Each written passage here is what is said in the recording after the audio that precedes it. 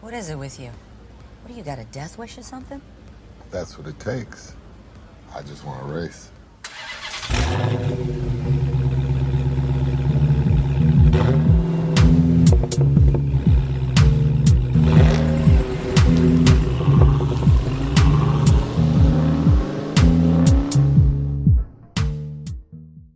All right, Diesel heads, it's episode 29 of the Chronicles of Diesel, the only show that goes through everything Vin Diesel, his movies, his games, his everything.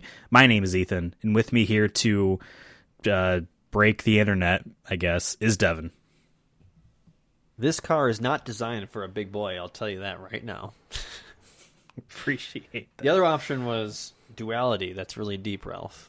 But I'm not feeling like a deep person today. Apparently there was one instance of profanity in this movie, and that's why it's a PG and not G rating.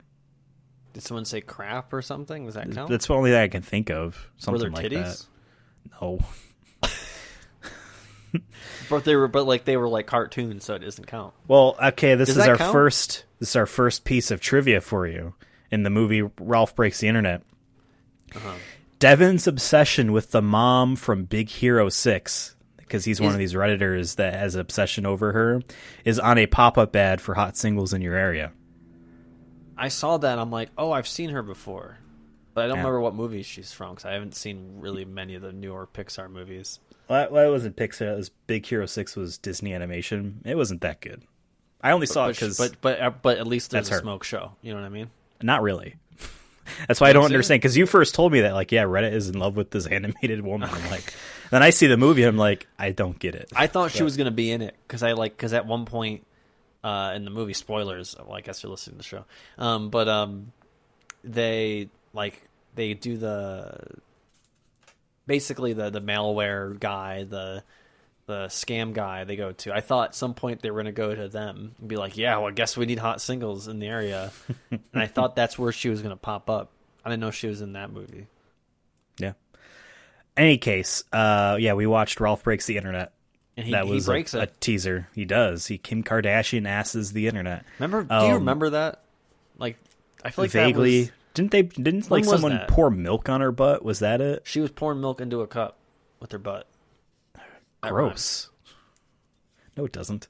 Cup, butt Yeah, cup. 2018 was this film. We're Great getting year. close to the end of Chronicles of Diesel, guys. We're in getting the real last- close. We were in the middle of the Trump presidency. Everything was going great. Just kidding. No, yeah, we're almost there. And this is the second to last of these fucking small Groot roles. Is it though?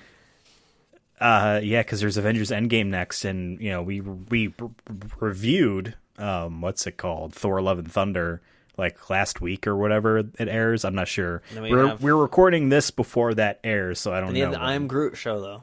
Don't forget. That's now here is my proposal. When we finally do the I Am Groot show, which I don't remember when that was, 'cause that's like soon. August. That's like August? A couple weeks. Yeah. So then it's okay, so it's this month is the time of this airing. Oh fuck. But then we're not going to have Endgame until September. This ruins everything, because I was going to propose that for the I Am Groot show, we rank all of his Groot performances, all 1, 2, 3, 4, 5, 6 of them. It might have to be a standalone thing.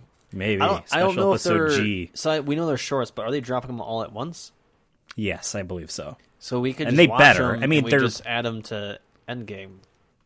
Well, we'll see. We'll see what happens. We'll see. We'll plan it out.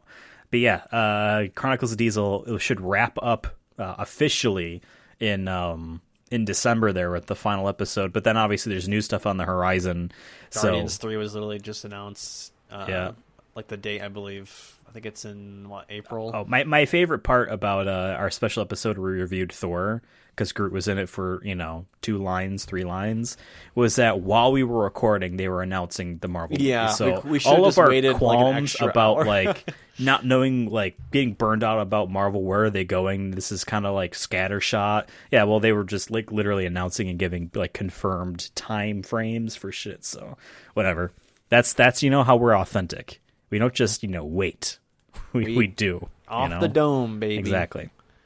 Speaking about not waiting and doing, we do a thing called Vin News Network here. I'm off today. I feel off. I don't get it. Devin, take me back in time to last month and let me know what Vin Diesel's been doing. What's he been up to? Yeah, so here on VNN, if this is your first time listening to the Chronicles of Diesel, we basically recap the last month of what is Vin Diesel doing. We usually get all our news sources from the source himself, the man himself, Vin Diesel. And so that means going on his Instagram mostly and just seeing what he's posting, what he's saying, what he's commenting, or whatnot. Sometimes I do go on the news and see maybe if he's done any interviews or whatnot. I don't really recap them too much if they're interviews because sometimes it's the same shit.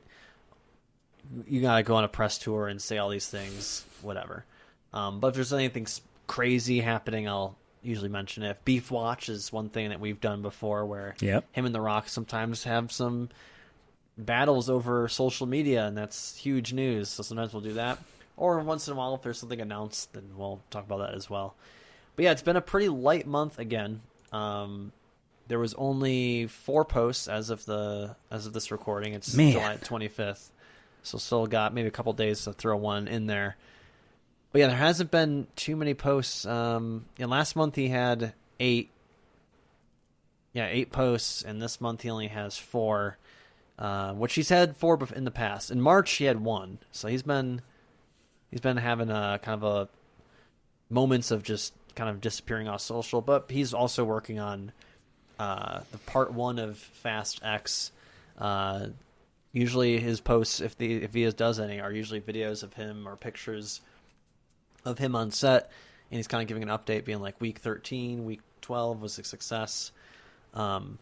His 4 posts, we'll go through them each because there's only 4, and we can just recap them quickly here. So the first post he did was on July 12th, and it was a happy birthday message to Michelle Rodriguez, our friend of the show, one of our favorites because she's delved into our Sonic movie show content as well quite a few times. We'll talk about her more in a second. Mm-hmm. But yeah, and then post number 2 was July 17th, and it's a video of Vin Diesel on set, outside, maybe around the set. But there's a lot of people standing around him, kind of like mingling around, crew members, really. And he says, that it's week 13. Let me get the exact message here. Yeah, as we end week 13 of our fast production, here's the moment the whole crew surprised me with an early birthday cake. Best cast, best crew, best studio. I'm a lucky kid from New York. Hope to make you, him, and the world proud. Fast X. So who's the him? I think he's talking about the lucky kid from New York that he used to be. Yeah, or he could be him talking about I don't think so. Based off the video context, you can go watch it. It's 47 seconds. I think it's just him telling his past self that I think it's one of those things when you have this much success, you can and have humble beginnings. I feel like it's one of those things that I feel like a lot of people who have a lot of success do be like, yeah, you started, with the dream, and then it happens. But he also could be talking about Paul Walker too, because I know that's one thing he's always talked about is how he's kind of doing this for Paul Walker as well as a memoriam. Then he did another video, and this time he's once again kind of thanking everyone for the birthday wishes, but it's week 14, and it says Italy. Then it says, and pardon my Italy, my Italian, un sogno che si avvera, which means a dream come true. But basically the video in it, he's talking about how he was reflecting on a time where they were doing a press tour in Italy, him and Paul Walker, and around that time they heard that Fast 4 had a United States box office opening of $77 million, which is a lot at that point, and how crazy that was. And then he also mentions how the Italian press, who he says was very welcoming and wholesome, he said that the Italian press asked if there would ever be a Fast movie in Italy, and he said yes. This was back in, when was Fast 4 again? 2009. 2009. And he says it's crazy to think that on my birthday in 2022, here we are, and we're driving through the streets of Rome. And at first he's holding the video, his camera, just looking at him, kind of upwards. The camera's upwards, looking down at him. Okay. And then he pans back out, and you can see the Colosseum behind him. Oh, which was pretty dope. Not gonna lie, but you hear people I hope cheering. he grinds the rim of the Coliseum. I bet that shit's gonna get blown up or something in it. That's what I would guess. Maybe they'll have a race through it and it gets blown up or it collapses on itself, and there'll be no. And it's done in real life. Like they literally destroy it for. It's gonna collapse, and then 21st no one's century gonna talk about media. it, about how the impact that has. But you can hear people screaming and shit in the background, applauding, and there's a whole bunch of people you can see at They're the end screaming of the video. because they're being held captive for a PR stunt. Well, no, it sounds like they're doing a race scene with people in it, and he does mention he's like that. There's a lot of civilians, so we have the best drivers, we have good drivers, and we just hope everything will go okay. That's what he kind of ominous thing to say. So it sounds like there's just going to be a street race scene. So I'm wondering if this is going to be the opening of the movie, or at some point they're going to do a street race scene in Italy. And now that I think about it, has there been any scenes in Italy? I don't think there has been, which is surprising considering. No, we've gone to London twice. It felt like I feel like Italy is a big spot to do car culture shit. You know what I mean? We've been in Germany. Yeah. I feel like Belgium, but maybe I'm misremembering. I think you're just thinking about Belgian ale. Doesn't matter. We're going to Italy next year, baby. That's cool. So that's one of the spots. But yeah, that was his third post there, and then his fourth post is just a. Sorry, there was 5. My bad, not 4. One is of him and Helen Mirren sitting on set somewhere in Rome, and he has the caption "When in Rome." Then he has a fan art picture where he just says, "Want to thank you all for the wonderful birthday wishes. So kind. I am so grateful. I believe you were all with me this week in spirit when we filmed iconic scenes in Rome. Memories I will always cherish. Thank you for believing in me and us. We hope to make you proud." So there's that. And then I'm going to go back to Michelle Rodriguez briefly here. And you might be asking why. So Michelle Rodriguez literally rolled... Was an Avatar 2009. Was, yes. And she, at the San Diego Comic-Con, she and many other actors of this movie rolled onto the center stage. She literally rolled. There's a video of it. I couldn't find it again, but I saw it on Twitter where she did a, not a barrel roll, but just a frontwards roll. A somersault. Somersault into her seat, and it was actually pretty BA. But yeah, her, Chris Pine, and a couple other actors. Justice Smith, I think, is in it. He's from Detective Pikachu. And we're talking about... and The Quarry, the PS5 Xbox game. And in Jurassic World. That's right, it's a young kid in that movie. Both last 2 he's been in. Anyways, Dungeons and Dragons Among Thieves, I believe is the full title of the film. Honor Among Thieves. Honor Among Thieves, if there's any. But yeah, she did a press conference, and she mentions Vin Diesel in the press conference. That's the only reason I'm bringing it up. And also, we like Michelle Rodriguez, so... And we like Dungeons & Dragons, so maybe this is a match made in heaven. But she was asked about, basically about, her relationship with Vin Diesel and, what does he think about her being in a Dungeons & Dragons movie. Because if you listen to our previous episodes, Vin Diesel's kind of keeps it quiet, but he's a big D&D guy. He likes to DM mostly, but he was in one of the Dungeons and Dragons forewords of one of the manuals back in the day. Yep. But she said Rodriguez called Diesel a dungeon master. If you ever take a look at his closet, he's got all the paraphernalia of Dungeons. It's a hard word to say. Of a Dungeons and Dragons fiend. He puts a lot of his dungeon master techniques into making movies and producing them. And then they asked, what is he, how does he feel that you're in this movie? And she said, yeah, it's great. I got to rub it in his face. So I think that was kind of funny to see that. But she's also if you watch the trailer for it, people did ask her, she put on 10 pounds of muscle, and you can tell she looks great in this. which looks BA as fuck. So, yeah. I still don't know how this D&D movie is going to go, but the fact that they have all these actors in it, I think there's a chance this could be cool. Yeah, and the Chris Pine element, to me, shows more of a labor of love thing. Because I see that dude as someone that, like, he hops into movies very specifically. Like, people might forget, he was Spider-Man in Into the Spider-Verse's opening. He was the Spider-Man that dies. That's Chris Pine. Oh, really? You remember that? Yeah, that's Chris Pine. Yeah, the initial Spider-Man in that movie. But yeah, so him being in it makes me more interested. Obviously, you and I are big D&D fans. Not historic D&D fans. We've come in the recent, couple of years. Yeah, I'm more like, for sure. For me in the past, I've just, like, my dad had D&D manuals when I was a kid. I would just read them because the art was cool, and I thought, like, some of the elements was cool. But yeah, I never really played it. Yeah, exactly. And so yeah, I look at it and I'm like, this looks like it could not be great. It looks like it can just be a visually interesting thing to watch, like many a fantasy movie nowadays, whether it be Warcraft or what have you. It could be like Monster Hunter. That's the vibe I could see it being. That's a bad vibe because that movie was bad. I'm just saying, like, I feel like it could be that quality. It could be.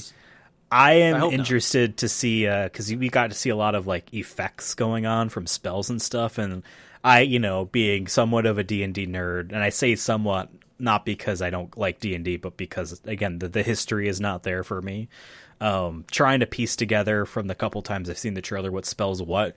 There's a part where someone, like, falls forward face first into a doorway they open and they pop out the other end, and, like, is that dimension door? Is that how they visualize some of these spells might be interesting. So I'm interested to see that, and obviously it's going to be a fun time, and it looks like, most D&D parties are probably people that just want to go to places and take things. So yes, it sounds like, yes, they are not heroes. This is honestly, to me, a direct response, I think, to the popularity of it, because I think if the pandemic doesn't happen, I don't think as many people, because I feel like a lot of people I know got into D&D, like outside of our friend group that got also into D&D because of the pandemic, because no one really knew anything about it or have heard about Absolutely. it. Got into it. Like, I got into chess during the pandemic, for example. Like, that wouldn't have happened if I wasn't just at home all the time. So I think this is honestly, they saw, I don't know who owns the license to D&D or who Wizards of the Coast owns it. So, they used to do Pokemon cards way back in the day. So I wonder if they probably were like, yo, it's really big right now. We might actually be able to pull off a blockbuster. What studio, what production company is doing it? I'm not sure. Let's look. And also, I mean, we've mentioned it a couple times. We talked about D&D, but Critical Role, Vin Diesel was in a little thing for, has also been a gigantic driving force for D&D's popularity. And to the point where I would not be surprised if there is some sort of reference or something it's Paramount. In the movie. Paramount. And Entertainment One and All Spark Pictures, but Paramount. We're Paramount fans because of the Sonic movie show connection. You know what I mean? So I will definitely see this movie. I might even see it in theaters. How crazy is that? I don't see movies in theaters anymore. They're too far away from me. So I usually move into a theater. Yeah, free rent. I'll just be living in I forgot to mention this during the Thor review. A couple of the seats in front of me, none of the showings for that movie on that day were Dolby. They were all regular digital, so that was a downgrade. Screen had stuff on it. That was a downgrade. A couple of the seats in front of me didn't have the back to them, so I could see, like, the springs and the foam. I'm like, this is Yeah, they really just... The higher up you go in the numbers in these theaters, I feel like the worse the quality is. This was number 7. Like, Dolby was like 1, Bullshit. All right. Unless there's any other Diesel news. I just want to say his Instagram followers are at... Right. We getting close to 100 million? We're not getting... I was hoping we'd get to 100...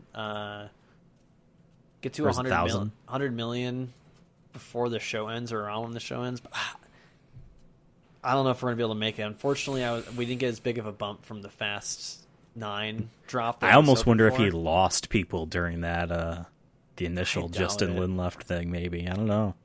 I doubt it. He still gets points of millions every month at the most. or at the least. So he's at 81.9 million, and for folks keeping track, like we are for some reason, he was at 81.4 last month. So he's not a big month for him. Wait, did you say 89 or 81.9? 81.9. Oh, okay. Yeah, and let's say, so last year at this point, July of 2021, he was at 71.3. Damn. So 10 million people in a year are like, this Diesel kid's got it. I mean, that's still a lot, obviously, but Yeah. for him, our goal of getting him 100 mil might not. That's going to be in 2 years. At this rate. Yeah. Unless the Guardians of the Galaxy, people just look him up a bunch and follow him. That's how I think. There needs to be happens. a super obscure but hilarious Diesel joke in like something like that for people to like. I mean, when there's we're family like memes that were going around for a little bit last year, I think that definitely increased his follower because. I mean, he didn't. Well, to be fair, he didn't get really. I think at his level, it's hard to gauge because it's so many. We're talking millions here, so. Sorry, because there is definitely some things that Vin Diesel is a part of in the future and whatnot. One of the which I now quickly looked up to see if it was a fact. So he voiced the Iron Giant, obviously. Yeah. The Iron Giant is in that Smash Brothers clone by Warner Brothers called Multiverses. And there's voices for them. I don't think he's in it. But yeah, that's what I just I was Googled. watching someone play Multiverses the other day I had it on the background Twitch stream, right? Okay. And I kept making fun of them because they didn't have Iron Giant, and they're like, well, I need to unlock it. And I'm like, yeah, but like you could pay for it. You could, help me out here in my research But like someone was like, oh, like there were a lot of people in the chat were like, oh, I didn't know he voiced Iron Giant. I'm like, yeah, I knew that. And I did not say anything because I'm like, literally, we're closest things to Vin Diesel. Literally, if we had got our doctorates and anything, it'd be probably Vin Diesel lore. Probably. He is not in the game, to confirm. The game is also like not something the Iron Giant should be in. He's not a violent person. That was the whole point of that movie, I thought. So, whatever. Well, until someone throws a missile at him. Sure. Or a rock at defending him is different from, whatever. Oh, so you're saying the whole thing was self-defense. Okay, gotcha. Exactly. Let's jump back in time to the year 2018 of our Lord, to Ralph Breaks the Internet. That's a great year. Now, Ralph Breaks the Internet, released in 2018. It got delayed from March to November. Sure. Just like its predecessor was also delayed within the year, too, which is interesting.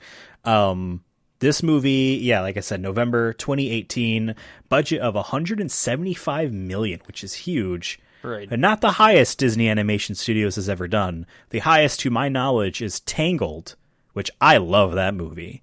$300 million. You got tangled in that movie. I did. $300 million for Tangled. I think a lot of it went to them defining the tech that they were using, because I think that was a brand new era for them in terms of 3D animation. That was the first success they had in that. But 175 is still a lot of money for this. Box office, why don't you take a stab at guessing this movie's box office? I feel like these movies overall tend to do pretty decently. I don't know if there's ever 800 mil, 700, 500 mil ones, but I'm just going to say let's do 370.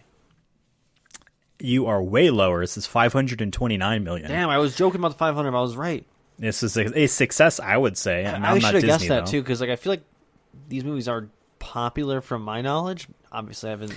But I feel like this sequel came and went.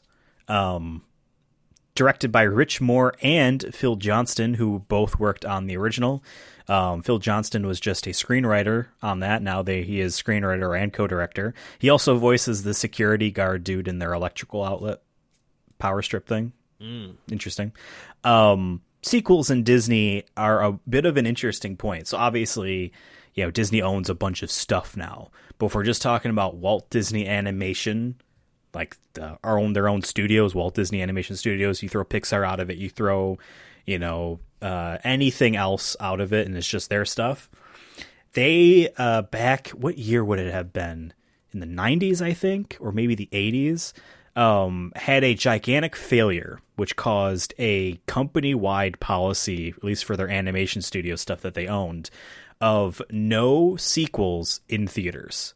There was like Chip and Dale.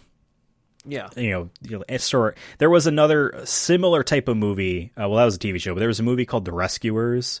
I never saw it, but I know of it. Maybe I might have seen it as a kid or whatever. There was a sequel to that in theaters, and it bombed so hard that they said all sequels from now on are direct-to-video. Your Little Mermaid 2, direct-to-video. Your many Aladdins, direct-to-video. All that stuff, direct-to-video. Cinderella 2, only on VHS. I feel like nowadays that really isn't... It's so hard to gauge how financially how well these things are, because like so many things are on Disney Plus, right? A Netflix, a streaming service. Like it's different. Do you gauge that, because the Chip and Dale latest movie that was Disney Plus. Right? Like that was in theaters.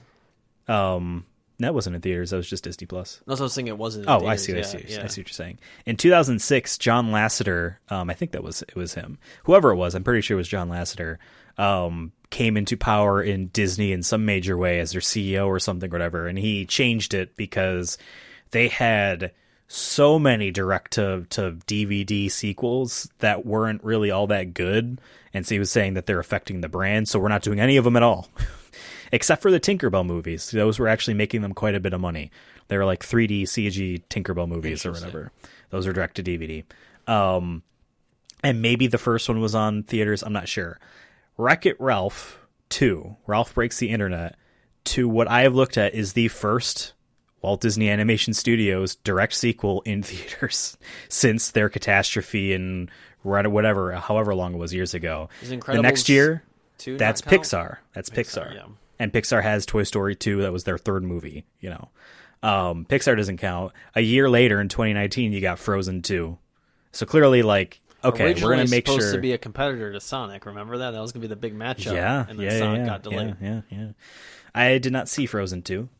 I did not care for Frozen. Frozen was wrong. Tangled, on the other hand, was a good movie.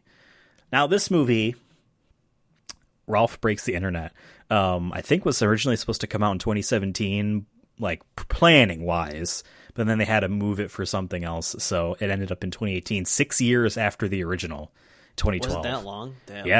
Yeah, and they reference that several times. They've been friends for 6 years. There is a board outside the arcade. In the first movie, it says "Happy 5th birthday" to whoever little girl. Second movie says "Happy 11th birthday." It's a fun little joke. 6 years in between, which seems crazy to me that it's that long, and then they would capitalize it, considering how quickly kids age. Yeah. And interest, that seems ancient. How many kids went to see this movie that never saw the original? But granted, you could buy movies, it's not impossible. That's a good point. In terms of, if you're looking at a theater box office marketing, you know what I mean? If that's your main goal, is to make most of your money through theater tickets and not DVD sales, which nowadays I feel like you can't really aim for DVD sales, you know what I mean? Unless you're a indie movie or something, and you're like, hey, that's probably where I make most of my money, or I have a deal with the streaming service and I just cash my check now and they get all the profit, you know what I mean? So it's interesting. Very much so. I was gonna say before we kind of jump into the recap of this and our thoughts overall, have you seen the first one? How many times have maybe you seen this one? What's your history at this? Right, we should pop into this. I saw the first one twice. Not in. I don't think I saw it in theaters at all. I think it was, on Blu-ray or whatever at a family gathering. And I was interested in it because of the video game connections, which that movie had a lot more than this one, at least first blush. I'm sure there's plenty of people walking around in the background I didn't notice. Trivia I've looked up for this says a lot of Disney characters were in the background in the Disney section that I didn't notice right away. And I liked that first movie. I liked, the Mario reference of it all. I liked that Sonic was in it, voiced by Roger Craig Smith. I liked that you got Zangief and Bowser and Pac-Man ghosts and all those. I really liked that. But at the end of the day, it felt more of a candy-themed movie than a video game-themed movie because of the direction they were going with. but I liked it. I saw trailers for this movie, and at first I was like, oh, I liked that first movie well enough. I'm interested in a sequel. And then like the trailers were focused on the internet stuff, obviously, because that's the direction of the movie. And I'm like, I'm not as interested in seeing just Snapchat gags and stuff like that. And then like they say that they made it seem as if the majority of the movie was going to take place on Disney.com. And I'm like, I'm really not interested in this at all. The logo is like an old iPhone app icon style, not what would have been modern at the time. I'm like, I don't know. And I just never saw it. Gotcha. So this is my first time seeing this movie. Gotcha.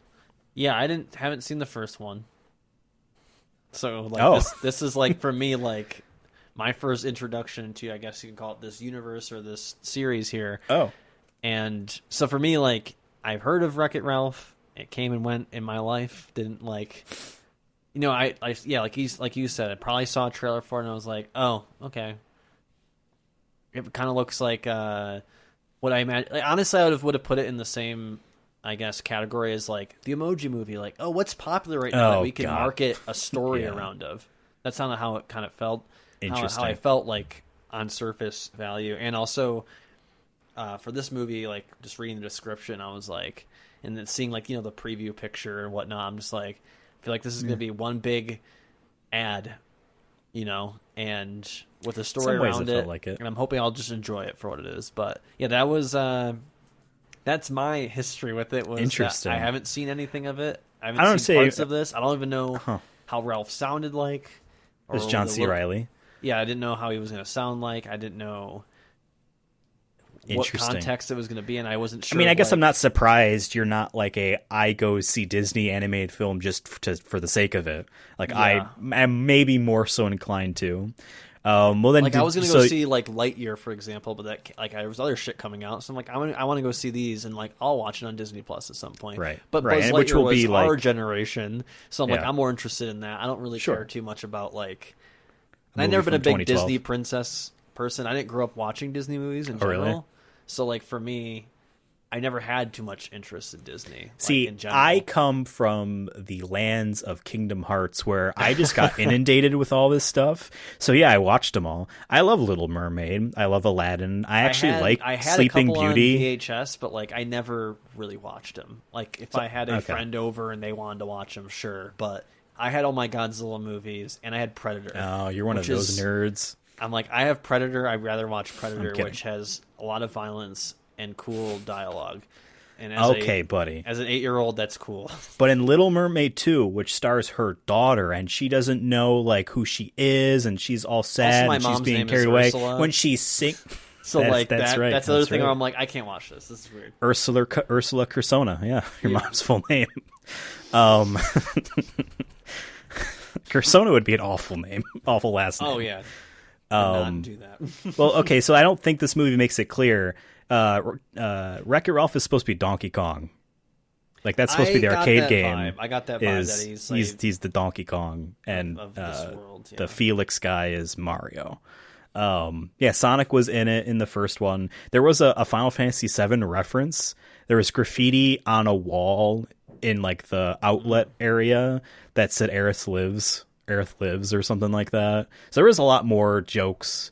And that movie was like, he's a bad guy, but he's tired of everyone thinking he's a bad guy. And there's a support group with Bowser and Zangief and Eggman and all these people in there. Eggman there. And I'm happy Sonic got a line. I was going to do one of his quotes, but I just felt like it wasn't the vibe. You know what I mean? Sure, right. You got to say I am Groot. Like half of these movies nowadays feel like you have to say. Yeah. And I liked it more enough, but like the majority of the movie was focused on Glitch, Vanellope, Silverman's character, and like she's a racer. So a lot of it was in that candy game. Say she's a racist and she's like recovering. She's a racist. You don't recover from racism. We just kill you. I don't know why I said that, but I don't know, maybe. But yeah, so like this one, like it didn't look like it was going to be all that interesting. Like if you're leaving the video game-ness aside, which there wasn't all that much in that first movie, to my liking, there was a lot of gags and references, but not enough to my liking. You know, the arcade actually had real arcade games. Like there was Space Invaders and Virtua Cop. You can see just a Sega game. Nowadays, I don't want to be a Virtua Cop, but Maybe in an arcade in the 80s I might, or 90s, late 90s for Virtua Cop. Like I want to help this drug war. We're on drugs. See, now what I really would have appreciated is if, and there was a Tron, video game in there, like I appreciate that. What I really would have appreciated is if like the arcade games like Outrun in it, and like all the really like obscure, not obscure, Outrun isn't obscure, but like video game nerds nowadays would know, oh, that's this, or oh, that's that, instead of half of them were made up and half of them were obviously popular known ones. Any case. They have the Grand Theft Auto Vice City, but only the scene there, that special scene where you can have sex. That was San Andreas. Whatever. Yeah, exactly. So then so the gag in the mid credits then probably didn't get you because that was just one of the trailers, and it was not in the movie, and so they bring it in the credits and preface it saying that it wasn't in the movie. So the one I like with that. The bunny that pops. That was hilarious, though. Yeah, it was, that was one of the entire trailers. My last note on my phone here is, LMAO, the end credit scene. Poor rabbit. It was perfectly timed because, or not, perfectly set up because it sounded very violent, and you can imagine how violent and gross it looked. You just see the reaction of a kid and you hear a popping sound. It's perfect. And once again, one of those jokes that hits all audiences. Exactly. That was one of the trailers, and I forgot about it because this movie was 4 years ago, and I didn't see the movie. Haven't seen a trailer since then, obviously, of it. So when when the mid-credits thing pops up and she says, oh, I was sad that there wasn't a scene from the trailer in it, and she plays the game, I'm like, wait a second, I saw this. And then the stinger at the end still got me. So this movie, let's recap it. I didn't go too deep on the notes or whatever because I think we're going to wait until the next non-Groot roll to really recap. But every Vin Diesel scene and yeah. Basically, we're reintroduced to the world of the arcade and whatnot. And Glitch, voiced by Sarah Silverman, is bored of the limited number of tracks in a racing game. She's really bored about the predictability of it all. Ralph loves the predictability of going to work and then not having to go to work. But he understands that she is upset, so like a good friend, he makes a new racetrack for her, and it causes the game to physically break. Very much a Mario Kart inspired game. Sugar Rush. Oh yeah, 100%. Also, by the way, if I'm the arcade owner and the kids are the last person touching it when that controller breaks, oh, you best believe I'm talking to them parents. I'm getting some money out of that. I'm suing them. Nah, he seems like a good, nice old man. You broke that could possibly be the only one out there. If how old all that other shit is, like I'd be pissed. I'd be like, are you kidding we find out that only one person's selling the steering wheel on eBay. Exactly. It's rare. You just broke it because you got mad at game. And then so the first movie, the Mario inspired character Felix, played by a guy from 30 Rock, he's not an antagonist or anything like that, but he's just always happy or whatever. There is a new game is plugged in, I think is what if I remember correctly, again, this movie is now 10 years old. Jesus. That first movie is a decade old. A very Halo-inspired, futuristic, sci-fi military shooter is added in, and he goes in. It's way too violent for him because he go from essentially Donkey Kong into Halo. Obviously, he's out of his league. He's trying to find something. I forgot what it was. That's where the Halo-looking lady is, whatever. And I guess they get married at the end of the game. I don't remember. Her and the Felix. They adopt 15 bratty kids. And then, this element is never mentioned again in the movie until the end, which totally reminds me of, the typical type of sequel where you have a large supporting cast and, all of their shit is done with, but we need to bring them back in because we don't want to have no characters. So we give some sort of B-plot involving them that's just to make them busy, and then we forget about it.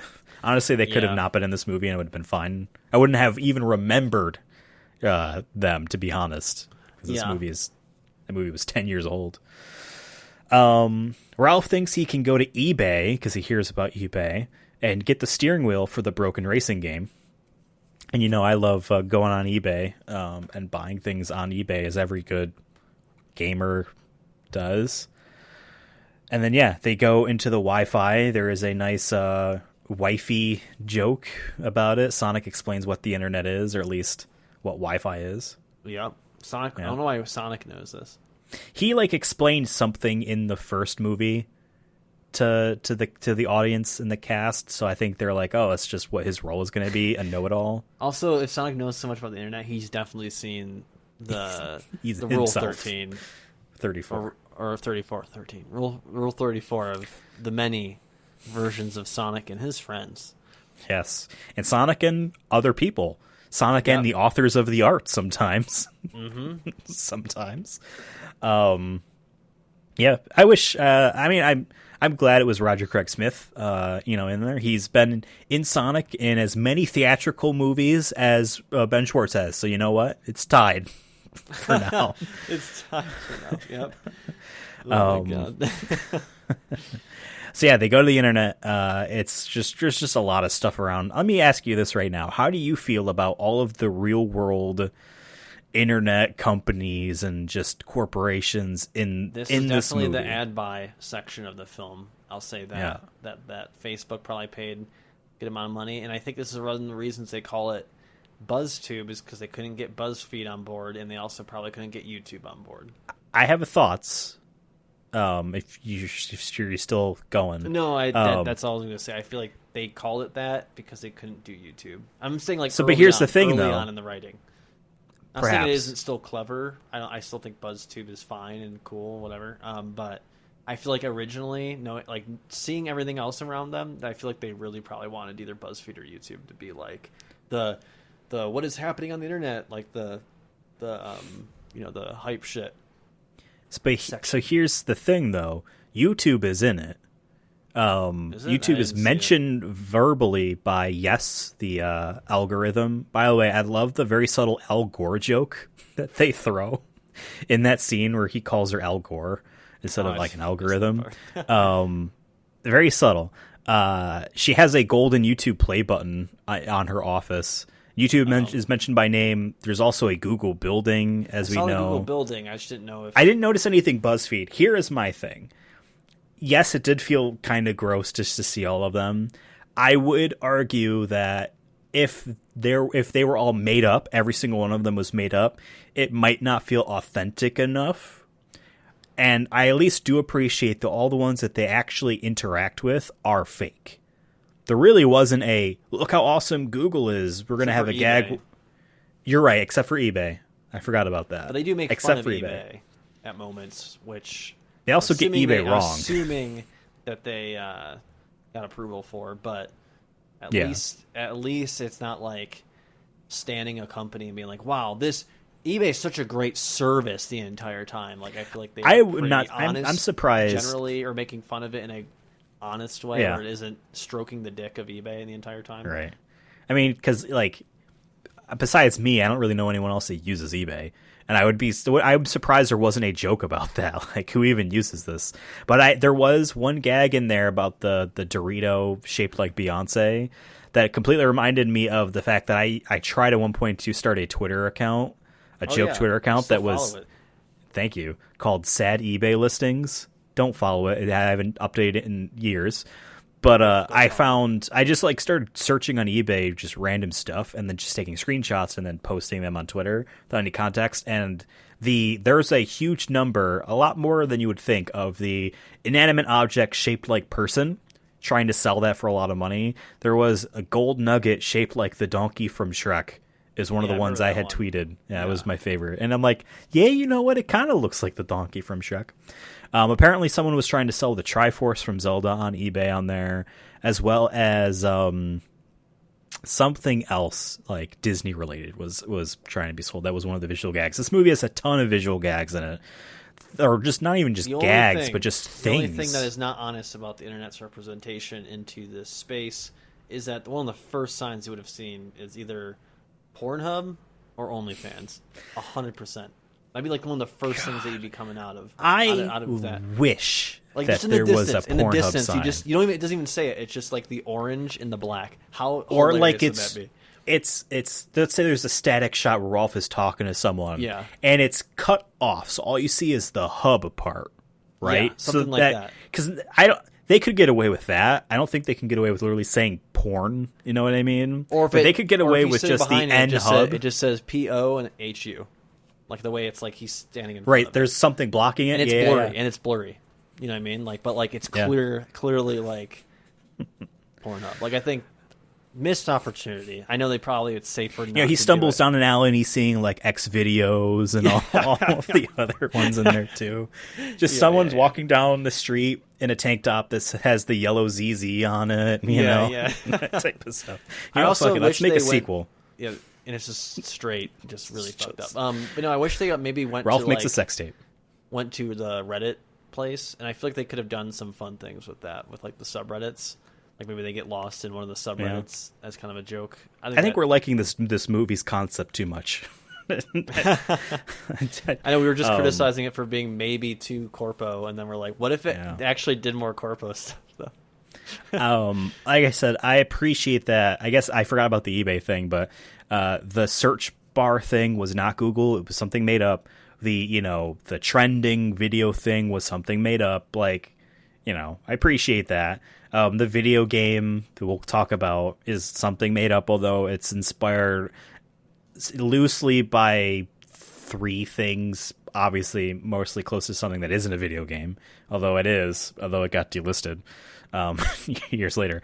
But I'm at least happy about all that. And then you get because they did that stuff, then you can get some jokes of like, oh, when he's basically, because it's all flying cars and all that. When he goes down to find his cookie heart medallion thing, you're seeing like signs for like GeoCities and Y2K survival Y2K kits. sign was great. All these great. Like, Netscape Navigator was something down in there, like all like ancient stuff. Like I appreciate those jokes. You can't have those if you have fake, stuff. I'm actually surprised there was no Facebook anything in there. I am happy about that. Besides the tower, again it being shown. There weren't Mark interacting Zuckerberg with was anything. in a hologram talking to people from a TV or something like that, which easily could have been that. But I did fuck have this the thought. Amazon warehouse though. Yeah, fuck that place. They should have showed a bunch of people like burning it down or some shit like peeing that. in bottles. Yeah. Actually, no. You really try to raise awareness with the movie. It's literally they go there and you exaggerate just a tiny bit, a tiny bit, just a little schmitz. Yeah. What was I gonna say? I did not. But going back to interacting with actual sites, I did not like the fact that they actually did show Amazon's homepage. Well, that's what I was saying. That whole Amazon, I feel like that felt more like an ad buy. That definitely felt like probably. And they showed all the boxes of how like quick they're moving. Like it's the whole. It's propaganda, is what it is. It is when you allow a company to buy a part in a movie. It's no different than in Sonic. We've reviewed Sonic, and we love our Sonic movies. But when the Olive Garden thing is mentioned, that 100% was an ad thing. We're like, hey, want to give us like $500,000? We'll put your Olive Garden bit in here. Like, we want to do this bit. That's still telling people like, hey, Olive Garden's good. Olive Garden, it's still ad, still propaganda at the end of the day. So absolutely, and it did not work on me. I don't use any of these services or go to any of these sites, except eBay. But yeah, okay. So they go there and they win the steering wheel. Just to quickly be that guy that nitpicks. That's not how eBay works. You put a max bid. If someone bids over that, then it goes up there. But they can't just be bidding left and right. It doesn't work like that. It would not allow that to happen. And also, as someone that sells things on eBay, because I have been selling some of my older games that I realize I don't want, and they're worth actually quite a bit of money. There is no time limit on if you don't pay in time. Like there was a guy that said like, hey, I can't pay until this day, and it's like whatever, I'll just wait, and then he sends the money. Like it's fine. It's at my leisure. After a certain amount of days, I can choose to do something. Same thing if you don't receive the item after a certain amount of days, you can file some sort of claim. You know what I mean? Yeah, so the 24-hour things isn't necessarily real. I guess that person wanted their $27,000 right away. I would too. Though. Like if I'm selling something for that much money, I'd be like, I want that now because I might not. Don't change your mind. Because like originally the offer was like what $100, $200. So like something like that, $130. If you're thinking to get one number and all of a sudden the number is this much and it seems too good to be true, I'm hoping I get that. You know. And I like that was a cute gag where they're just you just gotta say the biggest number possible. They're like, wow, this guy's thinking of these bigger numbers so quickly. It's kind of like when I got like one of my first tax refunds, like real ones. You know what I mean? Like working a full-time 40-hour job and getting that first tax refund and being like, what? It's this amount? And like it wasn't until I saw it in my account that I believed it. Like I was like, oh no, there's gonna be a catch. It's gonna be wrong. It's actually a negative. You owe this much instead. Yeah, until you get that. I guess that's how I would look at it. Yeah, I want that money. If I'm selling something that's triple the price, you best believe I'm asking for it. I'd be like, you have 24 hours. Yeah, gimme. Yes, they win it, but they need to pay for it. And they don't have the money to do it. They can pay using Venmo and PayPal, and they don't have a credit card number. They can also use something called. It sounded like she said Bussy Bucks, which. But it was Buzzy because it's when we're going to go to at the Buzz Pornhub to building there. They use exactly, exactly. You can pay with one thing. Can we just be thankful that this movie didn't come out 3 years later, or even like maybe 2 years later, where that would have been an option to be like, or you can use Bitcoin, right? Or worse, if it would come out 5 years later, it would have been, hey, have you heard of this thing called NFT? Like this whole movie would have been plastered. Wreck-It Ralph probably would have been himself would have been like an NFT you could buy when you buy a goddamn ticket for the movie. 100%. Yep. So just let's be thankful this was the time before. You know what? You are so fucking right. But that makes me scared about the time after when we get that third movie.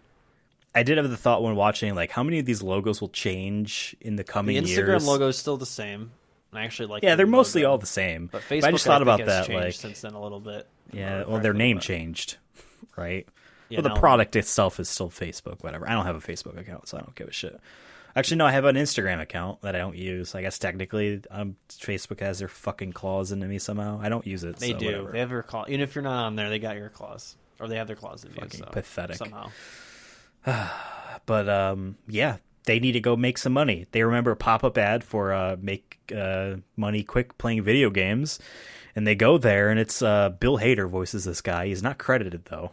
This pop-up salesman dude takes him to a site that I feel like is supposed to be like aligned to be like one of those cash for WoW gold types of places, but like it's one of those like bounty types of things. You can go. This is where it is kind of NFT-ish, but it's really just someone wants an item in a game and is willing to pay money for it, but it's not necessarily legal. Yeah. Either grind or reminds me, steal it in any way you can get it. Yeah, exactly. Honestly, this is more CS:GO skins. Like honestly, because this era was when the whole like big CS:GO gambling controversy was. So like, I feel like it kind of is that a little bit to me. That's what it reminded me more of like interesting. Oh yeah, people are like stealing your account and then they sell all your skins to some sketchy ass website. Right. And then bye. This also reminded me of Diablo 3. Which I played for a little bit on Mac of all things before it came to PlayStation and all that. And before its console debut, the entire game was based around a real money auction house.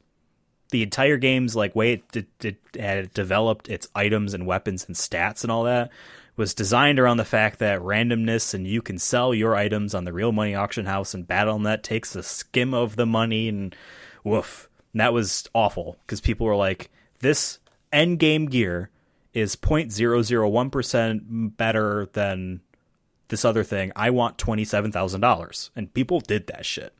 It's insane. And now Diablo Immortal on phones is like that, from what I understand. It's more, at that point, too, it's more, I would put some blame on, though, the people who are buying that shit. Because there's no one buying it that no one ever sells it. You know what I mean? So, right. Supply and demand. I suppose. Any case, yes, they need to go and steal this car from this video game, Shank's car. Okay, so they go there real quick. What was it called? Slaughter Race. Yeah, Slaughter Race, which obviously is Fast and Furious inspired. The leading star of the game is a Fast and Furious alumni. Yeah. Weird way to say that. She died, so I guess she's an alumni, but they'll bring her back, I'm sure.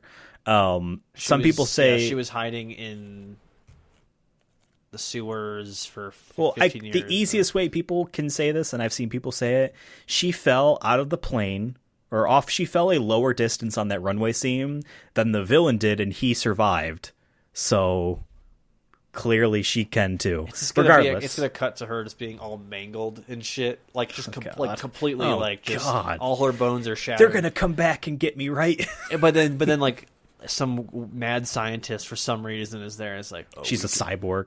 Well, it's gonna do like RoboCop shit, where it's just gonna be like Jesus. They're gonna be like, we can fix her and make her better, and like then she's gonna be a programmed $1 billion woman android. Yeah. Like that old TV show, $1 Million Man, $6 Million Man. This was Gal Gadot's first animated feature that she was in. First thing rated PG or less that she's in. And first thing that in a movie where she doesn't save Egyptian kids. Sure. Before that iconic scene. Right. She sings in this movie. I think clearly not her strong suit, clearly a lot of coaching, but I'm not complaining. It was fine. I feel like all actors can like not sing, but if you can control your voice, you can be trained for a scene to match. That's what I'm saying. I feel like pitch. Most of these actors to get to this point of their career, I feel like at some point did some sort of musical or something in high school, right? Like, right. You know what I mean? So, or at least aren't nervous or embarrassed to even try singing. Right? Exactly. Yeah. So some people will tell you that this is maybe based off Grand Theft Auto. I don't think so. Twisted Metal, maybe because of the death race aspect and that one of the characters is a clown. I don't think so. I think it's really just a Fast and Furious inspired, just dangerous I just got very like city. Mad Maxy, apocalyptic. Almost actually, like, you're right. More like Daisy. Motocross Apocalypse actually is kind of like this to an extent. I will say this: if this game exists in real life, and I'm assuming it had all the same shit in it, I would give this game a shot because it looks like Absolutely. It looks like Burnout Paradise meets like Rust and Daisy, kind of like esque of like you're trying to find shit. I mean, honestly, GTA Online. Yeah, GTA Online, but like cooler. Yeah, cooler. And not complicated. It does seem pretty. Yeah. I did like this now world that they built. Unintentional, I guarantee it. However, there is a Vin Diesel movie reference going on here, and it's not what you would think. It's not Fast and Furious. Now, this movie does a lot of, this is a gigantic internet city. We need to find something, and then they just are there. I don't care. For the sake of brevity, this movie was under 2 hours. I appreciate that for that reason, right? We need to find her car, and then they just know where it is. Doesn't matter. They climb up the wall, and they pop through a window, and they stare down at a car. You know what this reminds me of? Triple X, when Vin Diesel is literally peeking through one of those style warehouse windows at his prize. My God, dude, like, not intentional, but that was my first thought. No, let's just say it's intentional. Or Diesel lore masters. Because they know Vin Diesel's in this movie, and they got, like you said, a Fast and Furious alum. They know the Vin heads are watching this. Absolutely. So in 4 years we're going to be on a podcast. They knew someone in a couple years would start a podcast that would have a sideshow about a specific actor called Vin Diesel. That's just my hunch. Absolutely. They see the car. We see some players. I loved how they animated the players and their emotions. I thought that was great. I was going to say the whole attention to detail to the characters' faces specifically are really, really good in this. Like they did a very good job of giving them the tiniest of details. There's one part where, what's her name? You literally just said it. Shank. Shank, like, is when she's talking to Vanellope or Glitch. Vanellope. Vanellope. I totally missed. I've been awful tonight. Sorry about that. Vanellope. When she's talking to her, like, she like rolls up her sleeves more. Because they were falling, and I'm like, this is attention to detail like that, like adding more human elements that maybe we don't really think about to make maybe like animate. Where I feel like they just went above and beyond to be like, like when someone's talking, sometimes they're fidgeting, or sometimes they, move their their sleeves, or they're holding a straw in their hands while doing a podcast. People do these kind of things. The straw's been on my desk for months, and I just love fidgeting with it. I don't know. No, I'm a fidgeter. It's my too, prop so during D&D. If someone made an animation about me, I'd always be like twiddling my fingers or tapping my foot, something. But yeah, I just appreciate that because you have no bladder control. That's right. But no, I appreciate the attention to detail to like those kind of things, and in their faces when like how they're and again like all this I think and stems from stuff. Tangled, the lineage there on their talents and their animation studios and the tech that they have to render it all. I mean, like, believe it or not, I know it's a big buzzword in games now, ray tracing and all that. These animation studios have been using this tech. Ray tracing. Like when there's a part where they're staying outside, I think eBay or maybe it's Buzz Sprout, whatever it is, BuzzTube, and they're staying on a reflective surface, and like cars are zipping by, and everything's reflecting on this diffused, a little bit reflective surface. They didn't animate that by hand. They're using the tech that gaming consoles and PCs can do in real time now, but they're obviously rendering that out on high-end workstations. Like, that tech is all in there. So, like, all these pipelines and all that stems from that 2009 movie. I should have watched this on my 3090 Ti. Yeah, to really get the full. Now it's pre-rendered. Obviously, it's not in real time. Duh. Could you imagine? I guess that's kind of how. I wonder if they'll ever make a movie like that, where like, hey, if you watch this on this, it's just going to be a little like it's just going to load a little bit. I don't know why they would do it like that, but like, I guess to be fair, they are kind of trying that. I had the thought with Unreal. Was it the newest Unreal engine? Unreal 5? I don't think so. Or no, because I remember they made that they're trying to see if movies will start like. Because like The Mandalorian was using Unreal 4. Yeah, maybe. I actually had this thought the other day. Hey, if you run it on your PS5, The Mandalorian. I had this thought the other day, not the other day, the other like year, where like, what if like PlayStation Studios or whatever releases special format video movies that run real time on PS5? So you're downloading a movie, but it's running in real time, and maybe you can, I don't know, adjust it or whatever. I don't know. It seems kind of dumb, but like I had that thought. Camera in like a scene the entire time. Like you can't actually like physically move anywhere, but like you could just kind of like pan around a scene. Or like I remember there was a tech demo shown at E3 for the Wii U, and it was this Zelda tech demo where it was a pre-canned animation thing. He fights this giant spider inside this temple or whatever, and you can move the camera around and toggle the lighting conditions, like something like that. Just strobe it. I think they already did this. It's called VR. You just watch movies in VR. I guess those are real-time graphics. But yeah, any case, they try. We do a race scene. There's some cool stunts in the racing. There's a Fast and Furious 1 train car jumping thing that Shank does. There's definitely references there. At one point, she literally says, "We're a family." About the other racers. Like I'm just like, I thought in like going in, I did not know where Vin Diesel was going to be in this movie. I should have said at the top. Oh, really? I didn't I knew it was Groot. I didn't want to get spoiled. I thought we said that. So for me, I was like, oh, is he going to be like in this part? Like I was like, if there was going to be a part, it's going to be this. I was not expecting we'll get to it. Interesting. But they lose. They give the car back. This is where your line about this car was not made for big boys.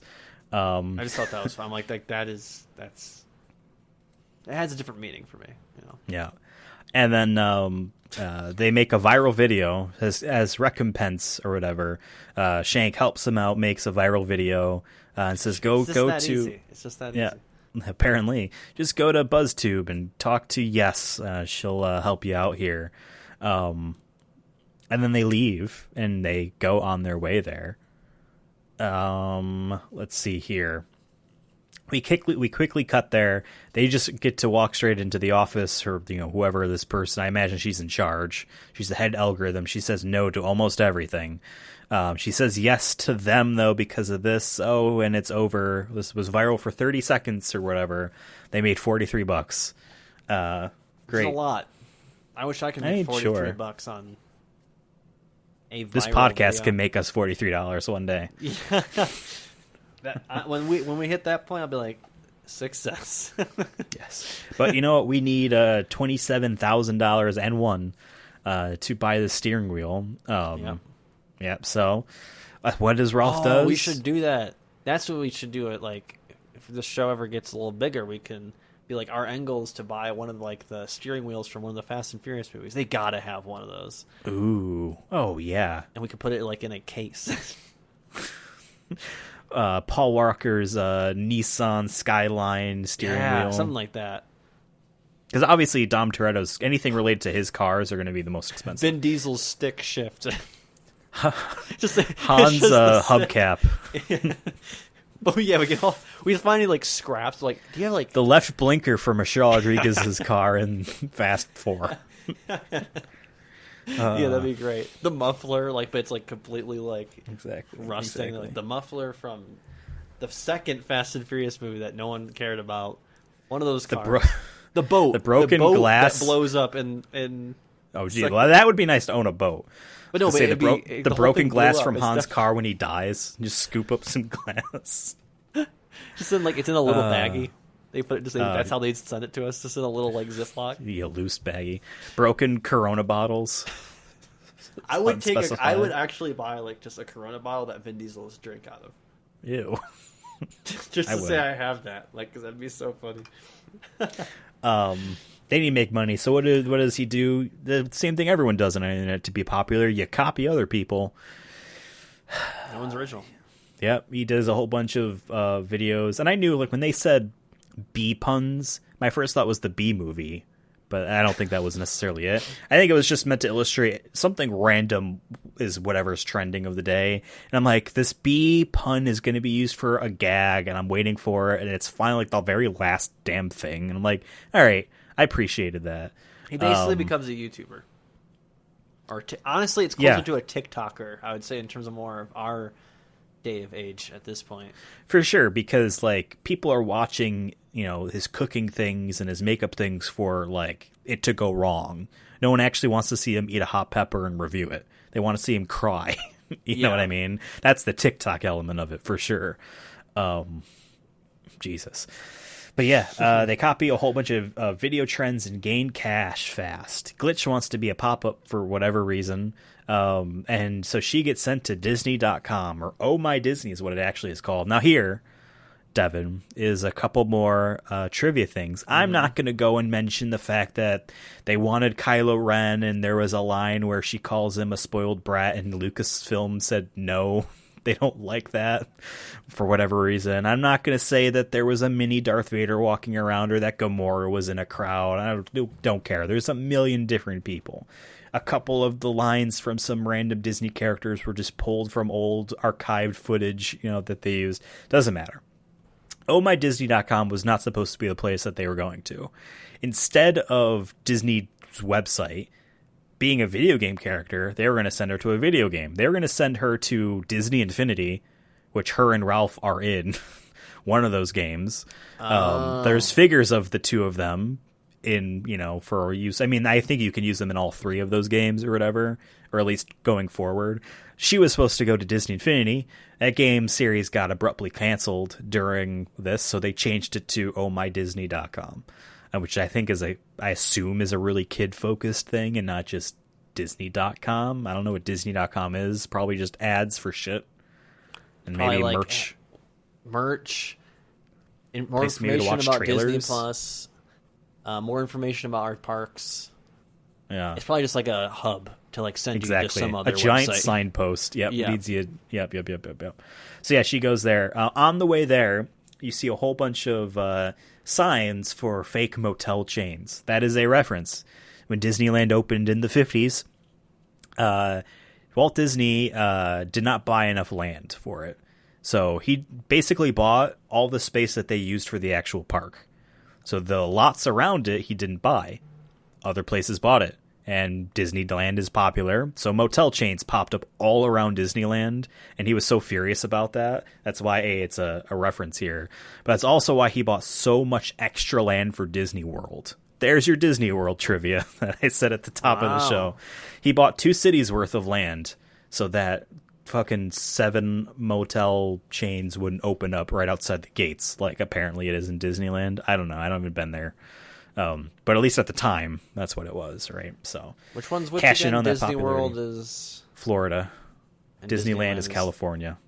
Because I've gone to both. I bet it's been quite some time since Yeah. the Orlando one. It's been like Disney at least World a is a decade. no-fly zone, which is crazy. You want to because bet? that's on what? I'm gonna take a fucking plane. I'm gonna go rent a Take a plane. plane. And I'm gonna see if they actually have anti-aircraft weapons. on Well, there. when I was there was a plane flying outside the property that you could see, and it had the sign. I think it was one of those I Love just Jesus want to know, like, things. what are they gonna really do?